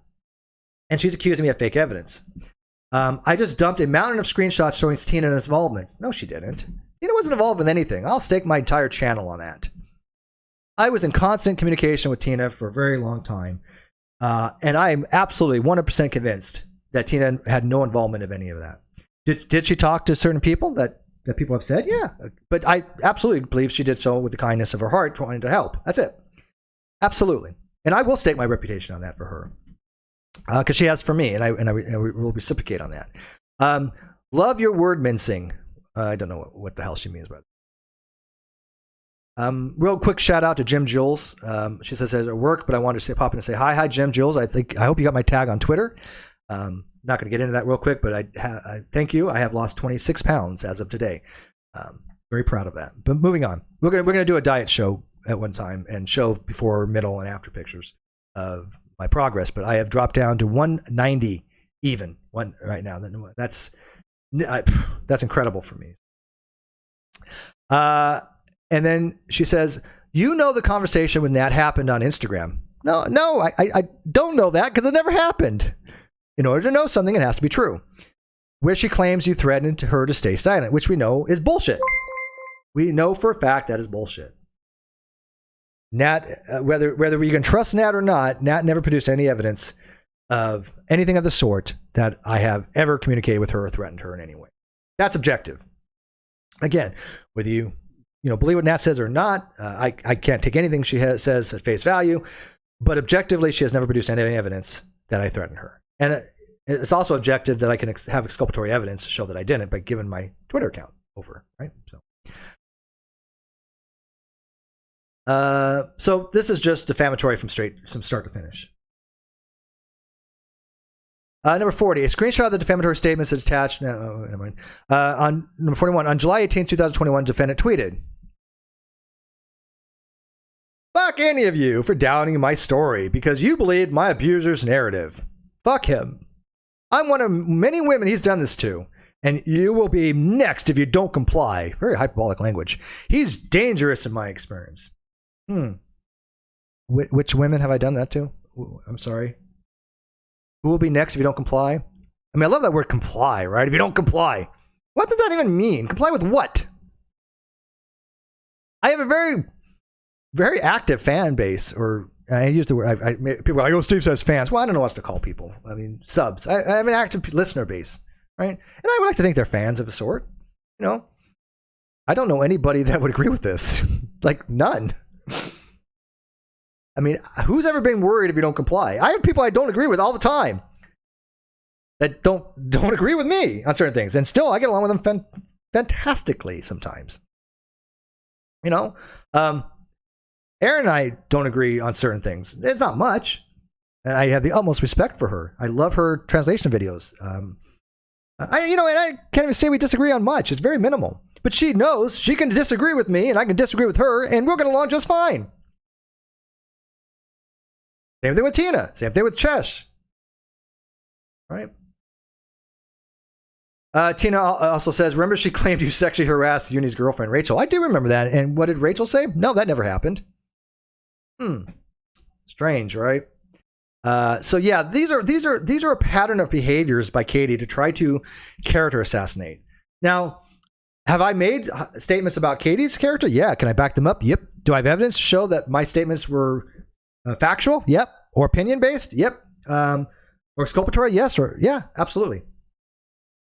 You know, but this in of itself, you know, I wouldn't have sued, obviously, just for this one statement, obviously, right? I mean, this is obviously her opinion that I'm dangerous. That's not defamatory. It says her opinion, but it does lead into a pattern, and it does say specific things of a factual nature, like there's been many women I've done this to. Okay, who? It's just bizarre because she's never been abused. Again, abuser's narrative. That's a laden word with very strong connotations. And I'm sorry, but pointing out the truth and pointing out that somebody's lied is not abuse. It's not. Number 42, forget that. Number 43, another tweet. Yeah, I'm going to read this whole thing. I think it's important. July 18th, 2021. Again, this wasn't that long ago. "I am done with people saying I am, quote, unhinged for sharing my truth." And I'm going to stop this every so often. That's not why they say she's unhinged. "For 2 years, as a narcissistic psychopath has literally stalked, harassed, and destroyed my peace." Okay, show how. Yeah, again, I mean, some of this is opinion. Narcissism is, opinion. Psychopath is opinion. Completely bullshit, but it's still an opinion. But stalked, harassed, and destroyed my peace. How? "Until you've been stalked and abused by someone like him, don't tell me how to act. Fuck y'all, blame him instead." This is somebody who's laying that persecution porn on very deep, very thick. Right? "Oh, it's my truth. Blah, blah, blah. I've been harassed. I'm the victim." Bullshit. Bullshit. Because this is the same thing she said about so many other people. In fact, that pronoun him, you could throw in so many people there. She has accused Jeffree Star of ruining her life and stalking, harassing her. She has accused Amber Portwood, I think Janelle Evans, I think maybe, if I'm not mistaken. She's accused Tina of that. She's accused Kim F of that, of unveiling the mask. She's accused Todd Chrisley of that. She's accused, I think, if I'm not mistaken, Allie True Sleuth of that. I mean, how many names can you name that she's? If you were to take out that him and just throw in a name, someone like blah blah blah, this would apply to so many people she said that about in past. Which, by the way, I have documentation of, and I'm sure you guys could think of a lot of names. Then she goes on. "Fuck any of you that says I can't fucking say he sexually harassed me." Oh, you could say it. Whether it's true or not, that's a different story because we know it's bullshit. And I would love for evidence of that I sexually harassed Katie Joy. I was mortified by that. Absolutely mortified. I was like, where the fuck is that coming from? So, yeah, you're allowed to say it. Doesn't mean you're not held accountable for it. Because I have very well documented when every conversation I had with her. And there's just no time frame where any of this happened. None. That's why she's never produced evidence of it. Not publicly, not privately, not to anyone, not to the court, not to her lawyers, nobody. I mean, doesn't that kind of weird? Even there's nobody even privately has said they have seen evidence of this. None. And if they have, they're lying. But still, I haven't seen anybody ever say that. Has anybody ever seen anybody say, yeah, I saw the evidence Steve sexually harassed her? No. And we're not talking about the shitlords like Unirock, because they'll lie and say anything. But I mean, there's just absolute bullshit. I mean, I don't even know what to make of it. When somebody says, oh, well, fuck you if you say I can't say it. Well, yeah, you can. But, the lie about it's a different story. That's abusing the Me Too movement. He's a fucking narcissist, prick, abuser, and has done this to multiple creators. No, I haven't. I haven't done that to any creator. I love this part. I only ever apologized to him because he threatened me. Fun fact, I have evidence, exculpatory evidence, to show that is a direct lie. Unequivocally, that is a lie. And I so want to make it public, and I've asked my lawyers if I could, and they said no. They said that's no, you want that in front of a jury, and so I cannot make that public. And I apologize for that, because God knows I want to, because in the public opinion, that would shit all over her narrative. 100% just blow her out of the water, showing, oh yeah, she did lie. But I do have it, and there are people that have seen it. And I know for a fact many of them are in the live chat right now. So, yeah, that's going to be fun in court, because I want her to show evidence that I threatened her for an apology video when I have actually what did happen. And then she says, my restraining order was granted because he literally harassed me over these claims and threatened me. No, her harassment order was granted ex parte temporarily because she had stated on an affidavit that we have learned that she lied on. That she had made statements out of context, such as, oh, I was in a room with her, which I've never been in a room with her. And then I've taken photographs of her, which I never did. That I've taken photographs of her and her child, which I never did. That's what she claimed on her TRO affidavit. And I took pictures of her and her child. I have never been in her state. So she manipulated what she put on the TRO in order to get the TRO, hoping that I wouldn't fight it. But I did, because I was like, oh, bullshit. This is absolutely ridiculous that she's making shit up on an affidavit, and I'm going to fight this. And I want it to be made public. But then, of course, we had the NDA, and I couldn't make it public for a year, but I did promise those people that supported me, you will have answers. And as soon as that NDA was up, I kept my promise, like I do. And I made my blog was it part 2 or part 3? Shoot, I don't remember. But anyways, it's in my blog, which is in the video description. If you guys have never read my blog, I have 4 parts, part 1, 2, and 3, and 4, and I highly recommend reading them if you want to get up to date. I would say part 1 and 4 are the real more prevalent ones. I can't remember whether it was part 2 or 3. It wasn't really my favorite, but I kind of did a rush job. But I think definitely number 4 and number 1, so you get up to date. Kawasa says 5001, seeing how our supporters or allies and allies act on Twitter, the quote evidence probably means what they manufactured on social media. Maybe to some degree. But even then, there's just nothing they could even manufacture, because I have the evidence of showing that she was in no way harassed in our conversations. Hey, Steve. Yes, Cheshire. Says, could you shout out the charity outreach stream that's happening tomorrow when you're done with your stream? I can do it right now, actually. Cheshire has this thing going on this month for December, where she's going to be, yeah, get this. She's going to be nice. She's going to be nice and decent. Well, she's always decent, but I don't know what phraseology she used. But she's going to be not doing drama stuff for a month. And there's, I guess, she's doing stream for charities and things of that nature, and I'm all for that. Even though, again, I'm doing GoFundMe's for myself, I also have to realize that there are many other needy people out there, and I'm all for those as well. And if I donate to those things, I'm donating them from usually my PayPal, which is I have a small amount of PayPal money that I set aside. One, pay Cheshire, and two, just for knick-knack stuff. Like I bought pizza out of my PayPal the other day. And so I use my PayPal for this, hey, you need $20 for this or whatever. I do it on my PayPal. It's my what do they call it? Petty cash fund. Petty cash fund. So absolutely go check out Cheshire's channel and go check out the things she's doing. All supportive of it. And yeah, absolutely. I'm not one of those people that are like, oh, just give me, it's all about me. No, I understand there's other people, and Vegan Coral Atheist is up first. Yay, I love Vegan Atheist Coral. She's a wonderful person. All right. So moving on here. So that was a just absolute lie that she said. He has said, if you don't retract it, I'm going to destroy you. Really?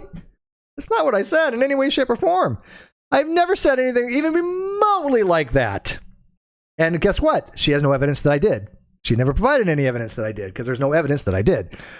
Look at what he's done now. Now his cult is attacking Charlotte and Waxy. First of all, I know nothing about Charlotte. I have never listened to Charlotte. Other than a clip or two, I have never listened to her. I've never commented on Charlotte. I've never said a word about Charlotte. One way or the other. I know nothing about her. So why would, quote, my cult, whatever the fuck that means, go after Charlotte?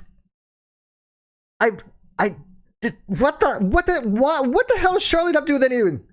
I know Charlotte talks about me occasionally, from what I understand, but I don't listen to her. Do you guys remember me in any stream talking about Charlotte in any capacity? Have I done a stream about Charlotte? Have I done a review on any of her videos? Because I don't think that I have. I can pretty confidently say that I have not. So that's just bullshit. And Waxy, who's attacking Waxy? The only people that say anything to Waxy is, hey, Waxy, you made these allegations. Where's your evidence for it? That's it. That's it. And fun fact, she has never provided any evidence. So that is a bullshit statement. Then they go after anyone that speaks the truth. Really? Because look, I am all for speaking the truth. If you got truth, speak it. Let's talk about it. But what this is not truth. This is absolute lying, and this is defamation. This is why I have filed lawsuits. They don't ever fucking silence don't ever be fucking silenced by abusers. She is trying to relate herself to people that have actually been abused. Which in absolutely, if you've been abused, don't be silent. If you've been physically, emotionally, physically, yeah. But she's making herself to be the victim here, which she's not. Because people have spoken out about her is not abuse. Then they win. I will not bow to him, and it takes going to jail. I'll do everything in my power to send his ass there. For what? I've never even been investigated for a crime, more or less convicted one, or even stood trial for one. What possibly thing have I done that's illegal? I would love to hear that, because everything she's accused me of, beyond question. It's not just a matter of preponderance of the evidence.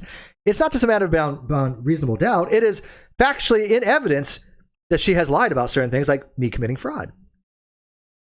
So, yes, send me to jail. For what? Women support women, period. No, bullshit. No. Nobody support anybody that's speaking lies. If a woman is lying, why would you support them? And that goes for a man as well. There's no gender thing that has anything to do with that. If somebody is lying, you do not support them. You don't support somebody because of their gender, period. That's bullshit. And at one time, one time, Katie had actually said something along the lines of, you shouldn't believe somebody just because they're a woman. I have that screenshot somewhere, and I'll show you guys too. So she's trying to ingratiate herself with the women in the community and saying, no, hey, you have to believe me. Why? Because I'm a woman. It doesn't matter whether I have evidence or not. It doesn't matter if I'm being sued or not by multiple creators.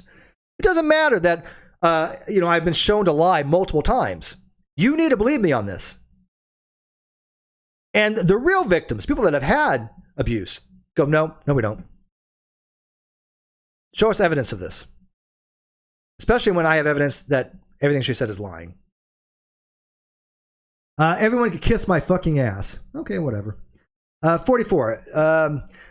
On July 18, 2021, the defendant tweeted, "My biggest regret in my life is ever agreeing to be part of anything associated with Steve McRae." That's your biggest regret? God, I could. Okay. How about just lying in general? Really? I don't know. I never. But by the way, she wouldn't have had a channel if it wasn't for. I'm not going to say me directly, but if it wasn't for my channel, the Non Sequitur Show, she wouldn't even had a YouTube channel. I never picked NSS because of him, which is, yeah, true. She had said that I reached out. Now, again, I'm trying to think historically what was the chronological events. And so if I'm off on this, I do apologize. But from what I remember, she had said something along the lines that I reached out to her to come on the show. And I don't think that's the case. I think Kyle reached out to her. And because I remember him saying something to the effect that he has this blogger that has talked about anti-vaxxing that he wanted on the show. And I'm pretty sure that he reached out to her first. Because in the evidence that I have, I wasn't reaching out to her first. Now, she says I did on Facebook. I don't recall that. I do remember talking to her on Facebook, but it doesn't matter who reached out to her first. But I thought it was Kyle, though. But if I'm wrong on that, so be it. She said I never liked him, and when I told him that, well, I mean, here's the thing. I never really liked her either. I mean, we got along cordially at the very beginning, very, very beginning, before I really knew anything about her. When my first conversations with her on Twitter were cordial in nature, even our direct communications. I didn't know her very well. So I was civil to her like I would be with anybody else. So when I say I never liked her, I didn't know her anything to even like her or dislike her. And then as I did get to know her better, yeah, I can safely say that I did not like her, especially when I challenged her on the accusations that anti-vaxxers were terrorists. And so when I say that I never liked her, yeah, I don't think I really ever did. I mean, at the very beginning, I just didn't know her. I think congenial would be a better word, or neutral towards. But that's fine. We never really liked each other. That's fine. I mean, for the most part, we never really did. But when I told him that, I don't know when she told me that. He went on a 2-year revenge harassment campaign. His culture and narcissistic abuse has given me PTSD. Okay, so because she told me she didn't like me, I went on a 2-year revenge harassment campaign. It wasn't because she falsely accused me of fraud. No, it wasn't because she falsely accused me of medical fraud. No, it wasn't because she falsely accused me of collecting Social Security and trying to defraud that. No, it wasn't because she falsely accused me of disability fraud. No, it wasn't because of that. It wasn't because she accused me of harassment, sexual harassment, and all these different other things.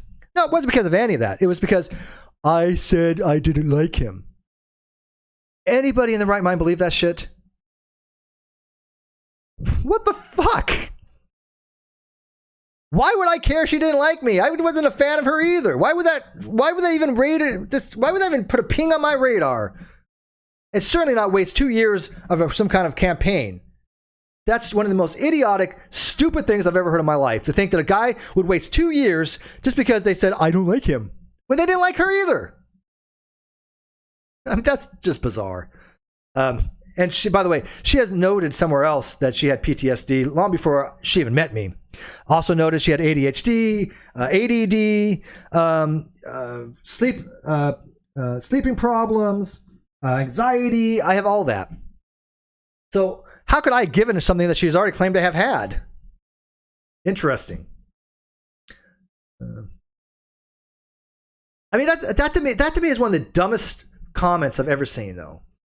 That she's trying to convince people by which, her audience, I'm sorry, her audience is not the brightest of the bright. That's not all of them. I think a lot of them may not know what's going on, and I'm not going to fault them. They don't know what's going on. But the ones that do know what's going on, that buy into her bullshit, they cannot be what I consider to be critical thinkers. Just, it's not possible. And again, I'm not trying to overgeneralize. There might be some people that are good people that listen to her and just maybe misreading things. Sure, possible. But highly doubtful. Because anybody who really is objective would instantly find out more about her and say, this doesn't make any sense. So that to me is, other than her accusing me of abusing her child, this is one of the most egregious things in there, personally. That she thinks that I somehow, a relatively non-emotional person, as far as facts and things of that nature, would waste 2 years of a campaign to go on just because somebody says, I don't like them. Which, by the way, I don't remember her ever telling me that. I just don't. But okay, let's assume that she did. I'm at a loss for words, man. But seriously, I don't remember her ever saying that she didn't like me back then. I mean, I know she doesn't like me now, clearly, but I mean, I don't remember that back. What's pinging? I'm having these pinging noises, and I'm not sure what they are. It's not super chats. So. You guys hear that? What is that ringing? I don't have anything else open. I haven't done anything. So, all right, moving on here. On July 19th, 2021, defendant tweeted in relevant part, quote, "In my opinion, he and his trolls are some of the most dangerous on YouTube." Again, she's allowed to state it by opinion, and that's fine, but it goes to pattern. Misty says, "You're nicer than I question all her subs." Yeah, no, I get that. Look, we know what I would love to find. Seriously, I would absolutely love to find one of her fans that are not one of the trolls, right? We're talking just an average run-of-the-mill fan. I don't mean that disparagingly or demeaningly, but just somebody who just, passively watches, just not really engaged in anything. I would love to have them come talk to Cheshire and I on a judgment call. And I'm sorry we haven't had one in a while. I've been very busy. She's been very busy. People know I'm back at work. We're gonna have to work around some of the timing. And I was just too exhausted. So we didn't have a judgment call, and I apologize. That really is more my fault than Cheshire's. But we do miss having judgment call. We'll have them. I promise. But I would love for one of her fans to call in. I mean, wouldn't you like that, Cheshire? Well, I'm just being generalized. Just a general fan of Katie Joy that wants to talk about some of these things. I would be very interested in that, of how they can justify certain things. And by the way, I'm not going after her fans. I'm not saying solicit any of her fans. I'm not saying that at all. What I'm saying is I think it would be an interesting conversation, because that's what we do. We conversate. All right, moving on there. I'm sorry. They harass, stalk, and attempt to ruin the lives of their targets. She's referring to you guys out there, by the way. Right? Now, when I use the term troll, I mean a very specific term. She calls anybody who disagrees with her a troll. And then they project that on me, which is bullshit, because I have a lot of people who disagree with me. They're not trolls. And some of them are actually in my live chat sometimes. That's fine. But she's trying to claim that you guys out there have done this to her. Because who else is she referring to? People know the people that I'm closest to. I have my circles of influence. People know Cheshire and Reg Rhetoric and Bullinator when he was with us were three of my closest people in my life. Right? I mean, they know that. So was she talking about them? And then you have people that I have the utmost respect for, that I care about. People like Tina. And even though I don't know Erin exceptionally well, I have a fondness for her. And are they referring to her? Who is she referring to? I have respect for Claire, Dottie. I'm just going to throw out names out there. Rez, Letty. I mean, who is she referring to? I don't know. They seek revenge and have no boundaries that they will not cross to hurt me. That, again, is defamatory. Because I have boundaries, one, I will never do anything illegal, and two, I avoid like a passion trying to do anything unethical. I literally have called Cheshire at times and go, "Hey, Cheshire, give me your input on this. Is this ethical or not?" And people go like, "Wait, you called Cheshire for that?" Yeah, I get it. I understand. I get it, right? But going to somebody who's more chaotic neutral, it gives input, it gives insight, right? And do I think Cheshire is ethical? Absolutely. But is she willing to bend things more than me? Yeah, I think that's a safe things. But there are boundaries that she won't cross. And if she did, I would call her out for it. And I wouldn't be associating with people that would do things that would harm people that are crossing boundaries. But I'm not the one that called anybody on her or anything. I'm not the one that asked anybody to. I'm not the one that instigated. I have actually gone on record to say, don't do shit like that. It just feeds into a persecution narrative. I mean, I remember somebody had called like her husband's work or something. It was a female. And people say they know who it is. I don't know who the person is. I don't recognize the name. It's part of that community that I have nothing to do with. But they're like, oh, yeah, that's people had. They one time said it was me with a voice changer, or then it was like, oh, Steve put this up, pushing up to it. It was just bizarre, you know. But yeah, no, we have boundaries. I have strong boundaries. Plaintiff is abusive, and he tormented my family for 2 years. Bullshit. Absolute bullshit. 47, skipping. 48. More tweets. Keep lying. No one knows more. I'm not going to read the dates anymore. It's not relevant. But these are probably pretty recent. Misty has Sassagato for dinner. Thank you, Misty. Thank you for your support. I do appreciate it. And you have a good night as well. Quote, the lawyers were like shaking their heads. None of them have ever worked with a narcissist like him. One said, quote, he's the worst malignant narcissist I've ever seen in my career. Now, in of itself, that may not be defamation. I don't know. In of itself, again, not a lawyer. But I think that's included because if she cannot prove that, it goes to pattern. That is a statement of fact. She is saying this is what happened. Okay, we're going to call you out on that. If the lawyers did say that, fine. No harm, no foul. It was, the lawyer's opinion. Again, this is my personal opinion. I'm not making this a matter of statement of fact or anything that can be used against me in a court of law because I don't know. But the way I understand, the way I'm interpreting this, and if somebody has more legal knowledge than I do, by all means weigh in. But to me, it seems like this is definitely, it's a defamatory statement, I guess. Yes. I mean, it in of itself is defamatory. Because if it's not true, it is defamatory. Because it's a false statement shown to be used against me maliciously. So this is a defamational statement if and only if I think it is not true. That's how I'm reading it. Because if it's true, then I don't know how I can go after her for defamation. I don't know. I don't know the legalities of that. But it is a defamatory statement if the lawyers never said this. So we're calling her out on it and saying, hey, okay, if the lawyer said this, show us. If not, it's defamatory. Because it leads to this character assassination she's been trying to do with me. So she's going to have to produce that evidence that that lawyer said that. And maybe it exists. Maybe, I don't know. I seriously doubt it. I don't think any lawyer would say that to her about me.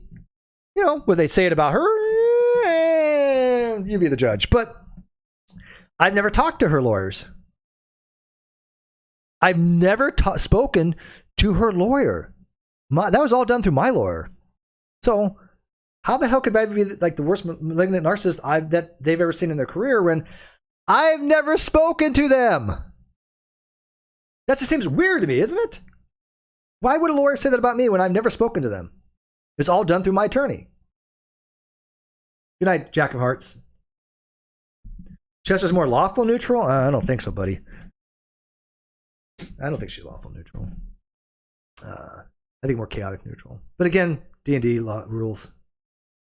All right, so yeah, that just to me is weird. But yeah, that's a defamatory statement based upon the facts if it is not true. Because then it is, one, shown that it's not true, and then it's clearly malicious in nature. Which again, not required, but it certainly adds to the fact that she's trying to harm me. Number 50, the defendant tweeted, quote, I never lied when I said a malignant narcissist and his flying monkeys try to frame me for horrific crimes by inserting themselves into my lawsuit. I didn't insert herself in her lawsuit. I had no knowledge of who was inserting themselves in her lawsuit.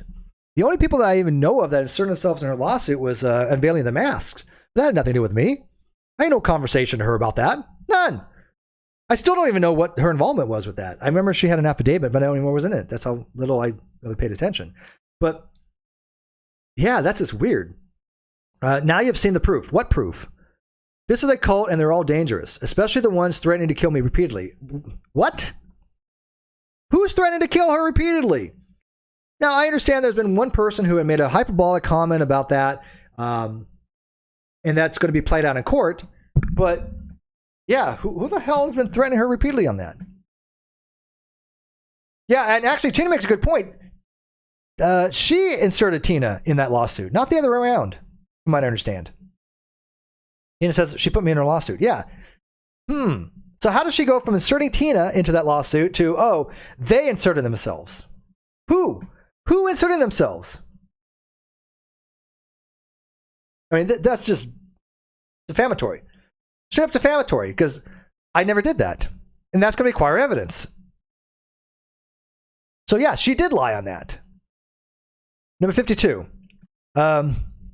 More defamatory allegations. Quote, according to Natalie Kennett's mom, she claims Steve McRae messaged Nat in February of Instagram. Now, I have no idea who her mom is. I don't know if her mom even exists. I don't know any of that factual stuff. I don't know. Nor do I really even care that much. She alleged that he sent graphic images and warned her to do what Element said.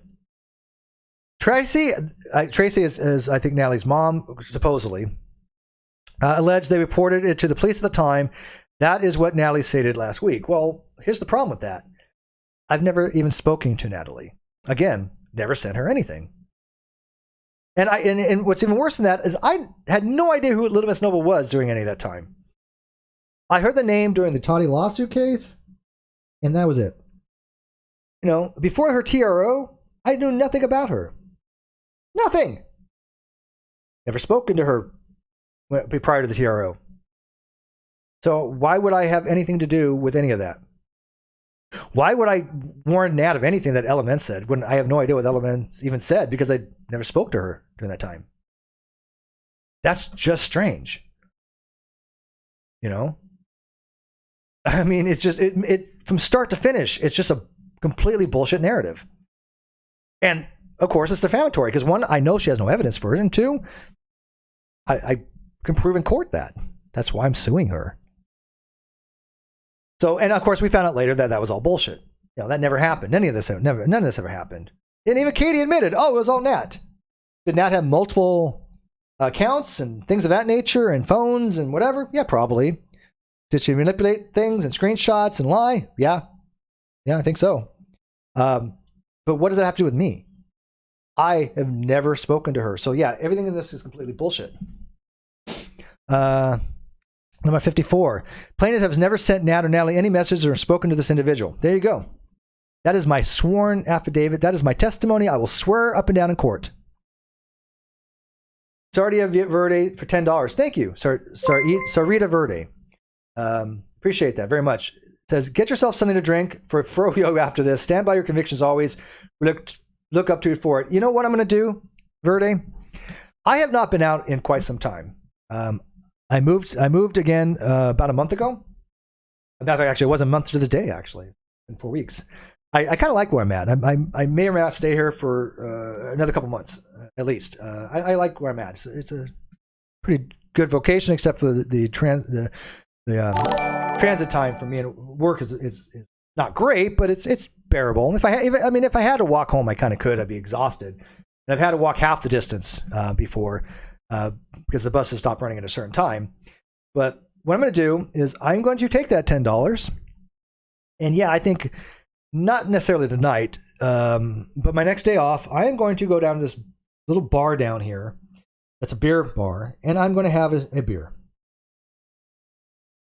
So I'm going to actually even tweet it out saying, Verde, this is for you.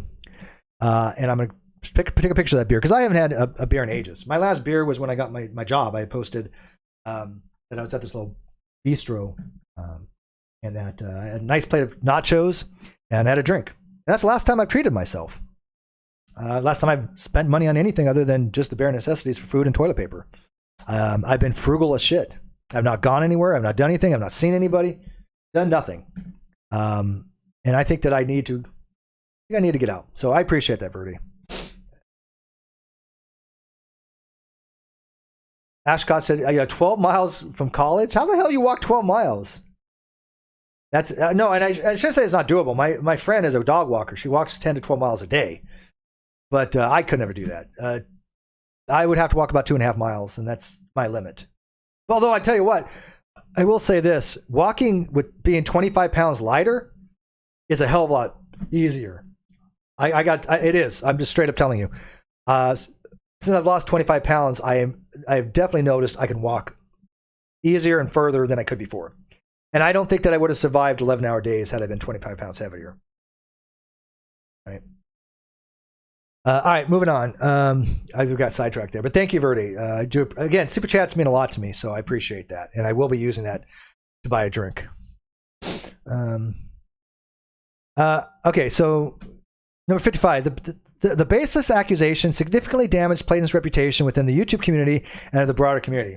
Well, if anybody's thinking that it hasn't, they're not paying attention. Right? Yeah, hells yes, it has. Yeah, I mean, there are people that haven't spoken to me because of false allegations. There are people that have not come on my channel because of false allegations. I have evidence of this. I have their own words saying this. Rose, oh my Rose, thank you, Rose. I adore you, by the way, Rose. Thank you for all your support. You know, Rose has been very supportive.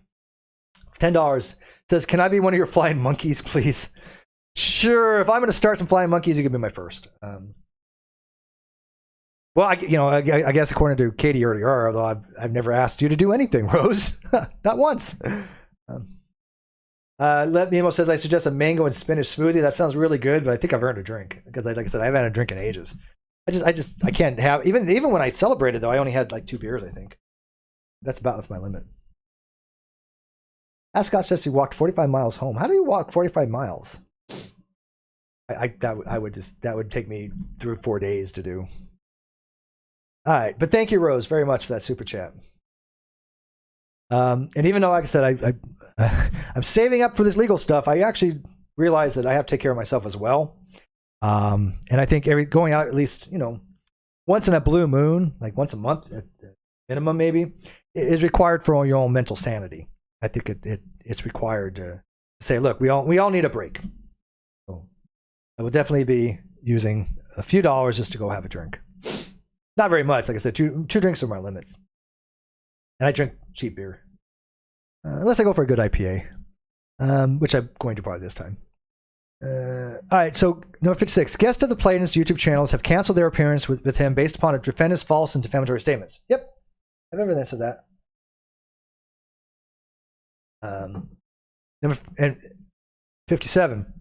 Due to the defendant's false and defamatory statements, Platonists have lost viewers and patrons, which has caused a decrease in Platonist income. Yep, I have evidence of that. The numbers speak for themselves. Verta says, "Do I still have my Amazon account?" I do, but I don't have a wish list. There's just nothing I need right now, so I thank you. I know a lot. You're not the only one who's asked me that. Like, say, Steve, if there's anything you need to put on your wish list, I'm not a material person. There's just nothing really I need.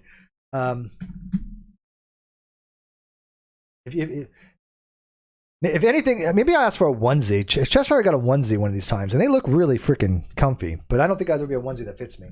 But yeah, I appreciate it, but I just don't think I have anything that I really need for an Amazon account wish list right now. And I'm so focused on my lawsuit that everything else would be secondary. This is why I don't buy myself anything. I just don't really. I'm not a material person.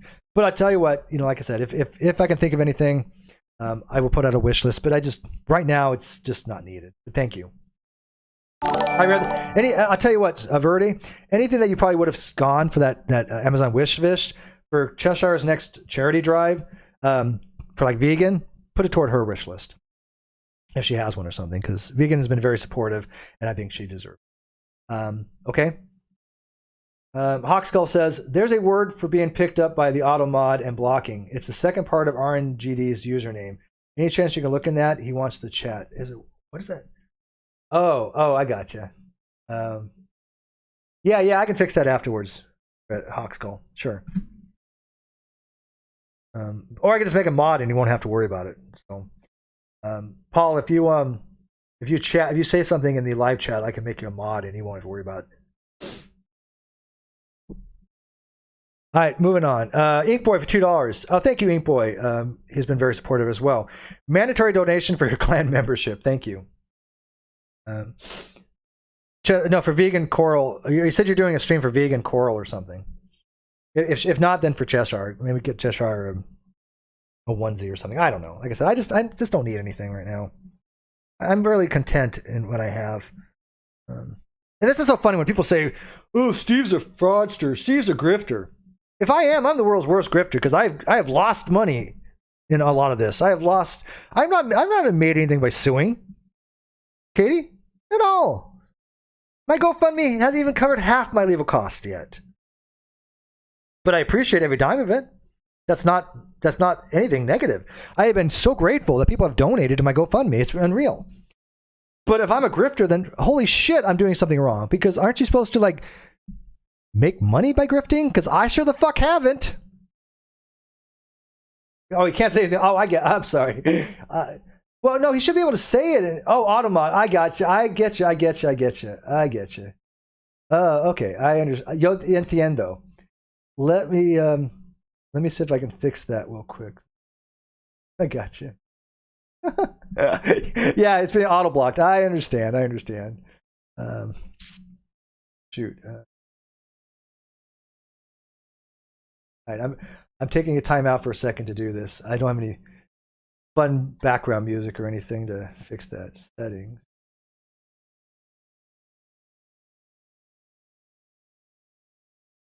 I just have to know what part of the word that needs to be unfiltered. I'm trying to think what he goes by.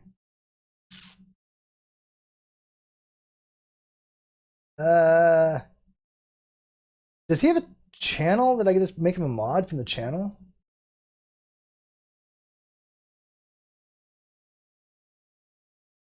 Yeah, I don't know about the auto block stuff.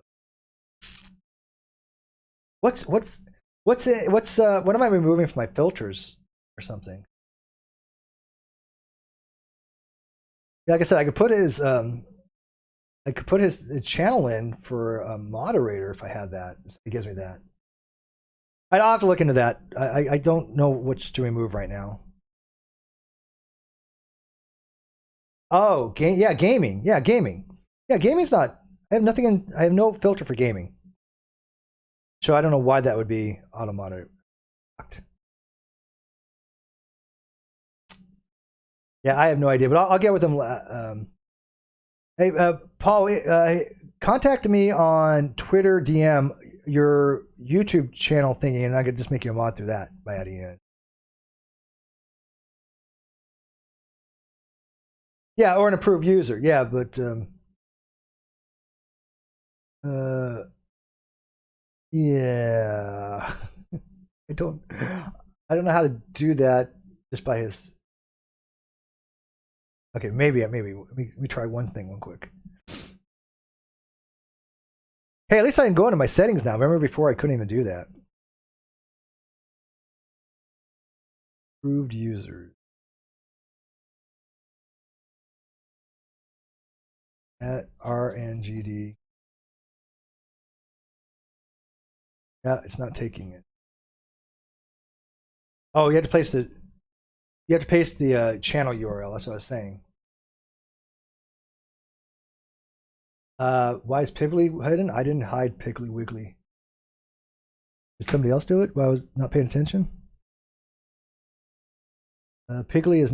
I don't think Piggly is hitting. I'm in my settings right now. No matches, so I'm not finding anything with. Puff Wiggly.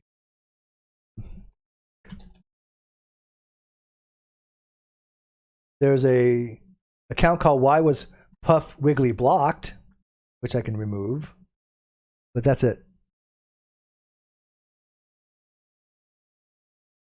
So hey, Puff Wiggly, why was Puff Wiggly blocked? Because I don't have. He had that problem before. Remember, I think Puff Wiggly was saying that he couldn't speak in my live chat. I have no idea why. He's not blocked. So go on that alt account, but you can't say his full channel name here, but you can say it. He can DM me, and I know his full channel name. But it's just not. Well, I mean, I know his game he uses here, RNGD Gaming. Let's see. Oh, okay. I found it. I've got it. I know what it's under. It's got 2 digits at the end, and that's the one that. So I'm fixing it right now for you, brother. Don't worry.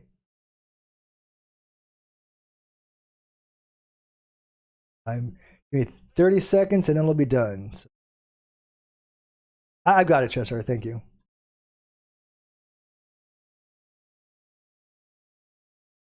You are now an approved user, I think. Yes, approved user. There you go. Now try. Paul, go ahead and try now. Because you're an approved user. And I know it's going to catch up. And we'll go from there. So let me know if you can chat now. I'll wait about 20 seconds here. If I had Streamlabs, I could just put the Streamlabs things on, but I don't have that. Anybody know? All right, we'll move on, and then if you can't, then we'll try to make it a moderator and go from there. I just don't want to see a blue if I can avoid it. All right, moving on. Number 58, plaintiff's reputation has suffered a result of the defendant's false and malicious defamation. 59, plaintiffs have suffered defamation per se and thus does not need to provide malice, but believes there is malice directed toward him by the defendant, which is true. Number 60, defendant's statements are false, defamatory, and are not protected as opinion under the First Amendment to the United States Constitution. Yep.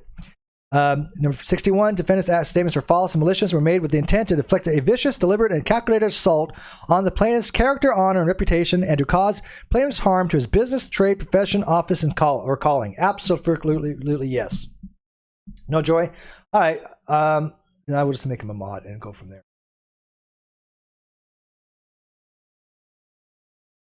One more second. Please bear with me.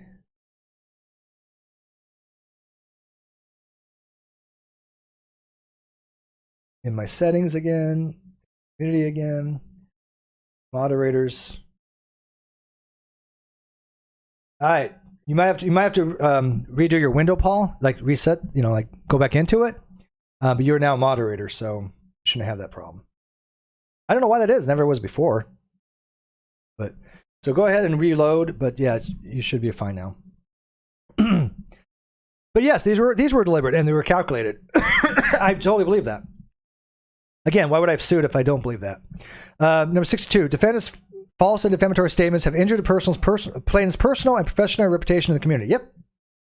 Number 63, defendant's statements were also made with actual malice because it was made with the knowledge and the statements were false or with reckless disregard for the truth or falsity of the statements. Absolutely. There is no question in my mind with that she absolutely disregarded the truth and made with full knowledge that they were lies or they were false. And by the way, it's one or the other. It's or. My opinion is that they're both. Actually, all of the above.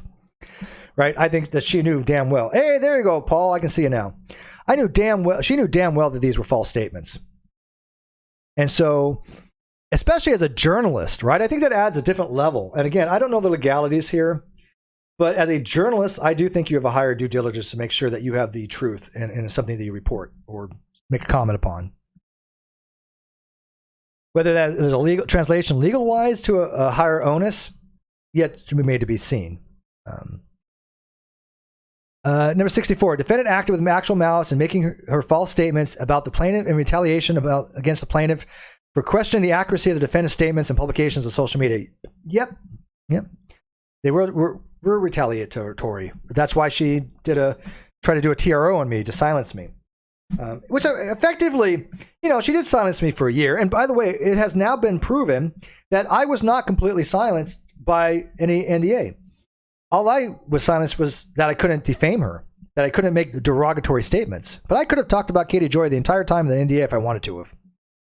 That's been demonstrated because I showed you guys the NDA that her lawyer wanted.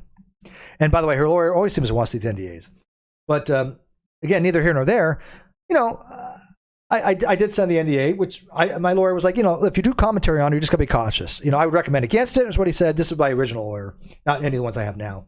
But I still talk to him occasionally. He not too long ago asked me how things were going. Yeah, he had said, you just might want to be careful. I wouldn't recommend it, but if you do, you just can't defame her, things of that nature. And people lied and said, oh, Steve can't even talk about her. Oh, Steve said the name Katie Joy. How many people were out there going, say her name? And I'm like, listen, you dumb fucks. I could say her name. I did on air. There's nothing preventing me from doing so. I couldn't say Katie Joy is a blah, blah, blah if it was derogatory, but I could sure say Katie Joy's statement was this, and that wasn't the case because here's the actual truth. Here's the evidence against it. Absolutely. I even said to my lawyer, look, if I phrase it as this is her claim, this is my response, blah, blah, blah, here's the evidence. He's like, yeah, you can do that. That's not defamatory. So everybody out there, every single person who said, oh, say her name, they were wrong. Did I get an apology from any of them? Okay, well, one person did apologize. I will go on record that supposedly Keon apologized on that. Well, I don't know if I don't know. Did he directly appeal? He did apologize to me, but I don't know if he did apologize for that specific thing. But every person who said, say her name, or look, sit there for watching my streams 24 hours just to see that I was talking about Katie, don't you guys feel stupid, every one of you that did that? You should. You should. You really should. Let's see here. TT Talks just became a member. Thank you, TT Talks. Appreciate it. If you haven't checked out TT's channel, go check out TT's Talks channel. I appreciate it. And like I said, the membership right now, my 3 things are memberships, my Patreon, and then the GoFundMe. My membership and Patreon are basically helping what I'm living on, basically. And then my job is basically going to rent and GoFundMe. Well, the GoFundMe is all going to the legal things, but my job is kind of split between them. I mean, there's no really rhyme or reason of how that works, right? But I just kind of in my mind said, look, this is I'm trying to budget. I always kind of live on a budget, so I'm saying, okay, so I've got some money in PayPal, not very much, my fund money, which is just my petty cash. Do I have enough to go order pizza? Yeah, I have enough to order pizza. Something like that. So, but my steady income as far as my Patreons and my members, that's my main source right now, because it's what they call it, regular. So I'm still trying to put out content. It hasn't been that long since I last streamed, so it's not like I've taken too many days off. I mean, shoot, come on. When's the last time I streamed? Like Friday? Come on, or no, Thursday I think it was. So yeah, but I don't want to. I'm not going to try to stream every single day, obviously. But I did want to do a philosophy video. Somebody has sent me something on rejecting Q and P from a handout. I can't find it, so if you were that person, please send it to me again. All right, moving on here. Chessar says they feel stupid every day. That's no change. That's good. I like that. But yeah, they definitely should feel stupid. Inkboy upgraded to Curious Hall. Thank you, Inkboy. I appreciate it. Inkboy has been a long-standing supporter, even from the non-sequitur show days. But I'm glad people are looking at this objectively, and people looking at my complaint and going, yeah, there's something to this. There's some merit to this. Completely, there's merit to this. All right. I just in order to wrap this up, because I'm at the 2.5-hour mark. How much I got left of this? Oh my goodness. Yeah, I'll just go through the next part real quick. But basically, count 1. These are the counts. Count 1 is defamation per se. Plaintiff restates and realleges that preceding paragraphs in the complaint as fully set forth herein, and further states and alleges as follows. The aforementioned statements constitute factual statements about the plaintiff in regards to plaintiff's operation of his YouTube channel and social media accounts. Because the plaintiff is self-employed, right, as a content creator, which again, it's a job, and derives income from plaintiff's role was that of an occupation and profession. Yeah, I'm a YouTuber. That's my profession. Well, I mean, I also have another job, obviously, which I'm not going to tell people, but what I do. But yeah, I've told people I went back to work because I want to be transparent, and I work a lot of hours. Not just because it's one day where I have 9 hours of being in the building. I've got travel time and everything that makes it about into a 10 or 11 hour day. And the other day I did work. I worked 10 hours, not including my travel time. So yeah, I don't want to do a part 2 of this. I just don't. I look, these things do wear me out. I mean, it's tiresome. The affirmation statements also included false allegations of the plaintiffs committing crimes. Yep. The affirmation statements about, and among other things, plaintiff allegedly unlawful, fraudulent, harassing, and abusive actions constitute plaintiff's publication of false and defaming information. Yep. Because it's not just opinion at that point.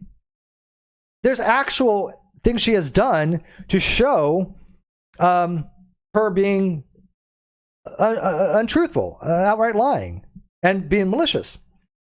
That to me, and that's in the lies of the law, is more than just making opinion claims. I don't know why the Puff account doesn't show.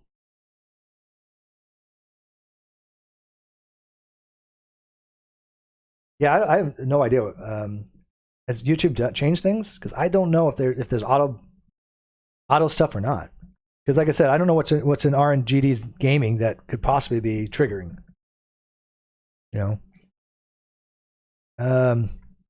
And watch him get removed by, like, watch YouTube come in and go, BAM! It just delete his entire account. Nope, we told you couldn't put that name out there. Yeah. The defendant made statements containing aforementioned social media posts and publicly broadcast live streams throughout June and July regarding fraudulent, harassing, and abusive content. The statements were false and meant to cause anxiety in plaintiff. Yeah, absolutely. The aforementioned false statements and defamation or by defendant cause harm to the plaintiff's reputation in the community. Yep. The aforementioned false statements by defendant has caused harm and continuing to cause irreparable harm to the plaintiff by lowering his reputation in the eyes of third parties, including but not limited to fellow social media content creators, social media users, potential guests, patrons, and viewers. And I can prove that. As a result of aforementioned false statements by defendants, I'm not sure why it's plural there, the plaintiff has been damaged, including harm to his reputation. The result of aforementioned false statements, the plaintiff has suffered damages to be an amount to be proven in trial, but reasonably be $50,000. By reason of the foregoing, the plaintiff is entitled to judgment against the defendant in an amount to be proven in trial, but reasonably believed to be exceed $50,000, an injunctive ordering and directing the defendant to cease and desist from taking defamatory statements about the claimant. And then it just goes. I mean, again, I'm just going to kind of end this because it basically just goes. It was done with malice. Oh, shoot, I really should get this on here. Okay, so I'm going to read it fast. Plaintiff restates and realleges that the preceding paragraphs of complaint as if fully set forth herein and further states and alleges as follows. Defendant's false and defamatory statements were made maliciously without any sort of good faith belief that the plaintiff acted in the manner outlined in the statements. Yeah, absolutely I believe that. I don't think for a second she believed I was behind any of this. No possible way. There was just no evidence to support it. Why would you believe something that had no evidence? She was trying to manufacture evidence to try to get my name involved in things that had nothing to do with me. Laura Nelson became a member. Newhall. Thank you, Laura Nelson. And by the way, Laura Nelson, I'm sorry I confused you with some other Laura the other day in a different chat. My apologies. Claire says, oh, let's not try to answer the why as something are just unfathomable. And it's just the crazy for the sake of crazy. Fuck, shit, great category. Yeah. I got you on your grammar. No, yeah, I agree. Defendant maliciously published social media posts and statements they knew to be false. New plaintiff did not engage in the conduct alleged. And yeah, I think I do have pretty substantial evidence that Katie knew that I did not have anything to do with Nat. You know, those conversations with her Nat are out there. They are public. They are, the lawyers do have all that. How much weight is given to them, I don't know, because again, it's Nat. But if they can determine those are actual communications with Katie, which I believe they are, then yeah, damn well Katie knew that I had nothing to do with anything. She was clearly getting Nat to say, "Oh, it's Steve." Show that it's Steve.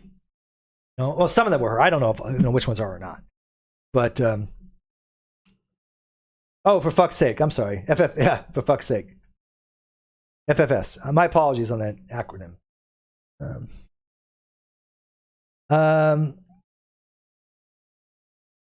If a good faith belief existed, a reasonable person would not have committed defamatory statements as defendant has done. I agree with that, and that's a reasonable person standard. You guys, if you're reasonable people, do you think it's reasonable for somebody who's especially a self-proclaimed journalist to put out allegations that they have no evidence to support? I don't think that's reasonable. I don't think a jury will find that reasonable. I don't think a arbitrator will think it's reasonable. No, do I think it'll be an arbitrator? Yeah, I do. Because I think that's just the easiest way for us to go. I think a jury would probably be better in the long run because a jury would award probably bigger damages. But again, I don't know. I haven't thought that far down the line. We haven't gotten to that step yet. But as far as reasonable persons, as a reasonable person, yeah, I believe very strongly that a reasonable person would have said, I shouldn't be making these allegations. I don't have the evidence to support it. It doesn't matter what this person has said. Where's their evidence for it? Especially knowing full well that, yeah, she knew that wasn't my Instagram account. She didn't verify anything. Completely malicious. At best, maybe at best she verified that I had more than one account, but that's not verifying anything. I would have told people I had more than one IG account. So what? There's only been one IG account that I've ever DM'd anybody on. And that wasn't the account they were talking about. So yeah, she never verified anything. Defendant, in the aforementioned social media post and publicly broadcast live streams throughout June and July slandered plaintiff's character and published those statements but to the community, thereby harming plaintiff's reputation. Yep. The aforementioned false statements by defendants were communicated with actual malice, as defendant knew statements were false or made the statements with reckless disregard for truth. Now, again, I don't think I have to prove that as per se, but I can certainly prove that, which means it goes to additional damages, I think. Right? I mean, it just solidifies my case. If I can show not only were these falsities made, but they were made with malice, that really adds a lot of backing to my lawsuit. How I'm looking at it. As a result of the aforementioned false statements, the plaintiff suffers damages, blah, blah, blah. Same thing. My injunctive relief. I'm not going to go through all this. We decided not to get a gag order. And then my prayer for relief. That permanent injunction enjoining the defendant from making false and defamatory statements, meaning that she couldn't in the future make false allegations against me. Reasonable attorney fees and costs and disbursements herein, and other things. So I think that I've kind of gone through all this as the best I can in my own words. I appreciate Cheshire reading it in her words. I appreciate Truth Sleuth reading it. I appreciate other people discussing it. If anybody would like a copy of this redacted version that they want to use, that's fine. I will give it to them. Do not use any other version other than the redacted version. Only a handful of people have the original. I know they're never going to release that. So don't. But if you want a redacted copy to talk about on your own particular channel, just message me on DM and I will give it to you. But I do appreciate everybody out there trying to let people know about my GoFundMe and about the lawsuit, and that I am one of the OG victims here. I'm not saying that Katie had not done this to other people prior to me. I do believe that she probably did, but not to this degree. I was the first person to have this bullshit TRO try to levy against me, trying to make it appear that I was harassing her, when it was clearly just a way to silence me. And I don't know about you guys, but I don't silence easily. I do fight back. And it's cost me. Yeah, it has cost me. But I think it was the right thing to do. And other people out there have fought back. I think all of you in the same situation would fight back. I don't think a lot of you wouldn't. I think a lot of you would. I don't think a lot of people wouldn't fight back when they are being alleged to do things they know are completely bullshit, especially of this magnitude. I mean, we were accused of crimes. It wasn't just me. Tina was accused of crimes. I'm not mistaken. Cheshire was accused of crimes. Aaron was it? No, was there? Yeah, I think Aaron was accused of stuff. But I mean, she has accused people of criminal things that have never happened. That, I'm sorry, it just you can't just take a blind eye to that. And I understand a lot of people can't actively, support the GoFundMe, but what you can do is at least get the information out there. Spread this video, spread the GoFundMe, get it out there, talk to other content creators.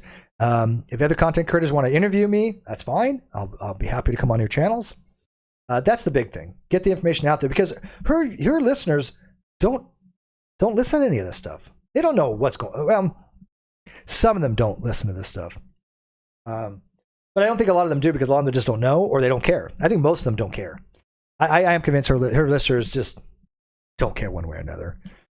But I don't want to make oversweeping generalizations. Maybe there are some listeners of hers that do care. I don't know. But they certainly never came to me. I don't remember anybody in any near past that has said, "Hey, Steve, I listen to Katie, but I like your take on things." I wish they would. But, man, last time that happened, long time ago. I mean, I remember one person in DMs, but that was a long time ago. So it's been a while. All right, so I'm going to wrap this up. If you guys have any questions, please leave them in the comments section or in the last minute live chat. I want to thank all the people that have listened to this, the members, the mods, the Patreons. Again, Patreons and mods, Patreons and memberships, I do appreciate. I will be streaming on my days off, probably 2 times a week. Still, I owe you guys another stream this week. And I do want to talk about something philosophical, probably on Friday. I think I'm off. I I think I'm off most of this week because they just didn't have much hours, but they're supposed to call me in, but they didn't call me in the last 2 days. So we'll see. I just know that they even said right after Thanksgiving it's going to be tough on hours, and I know that.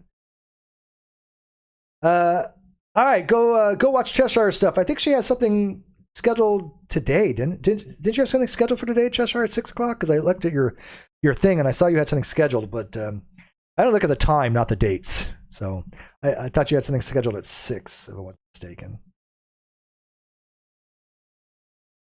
You're not? Maybe it was tomorrow. I don't know. But guys, thank you very much, and we'll see you later. Good night.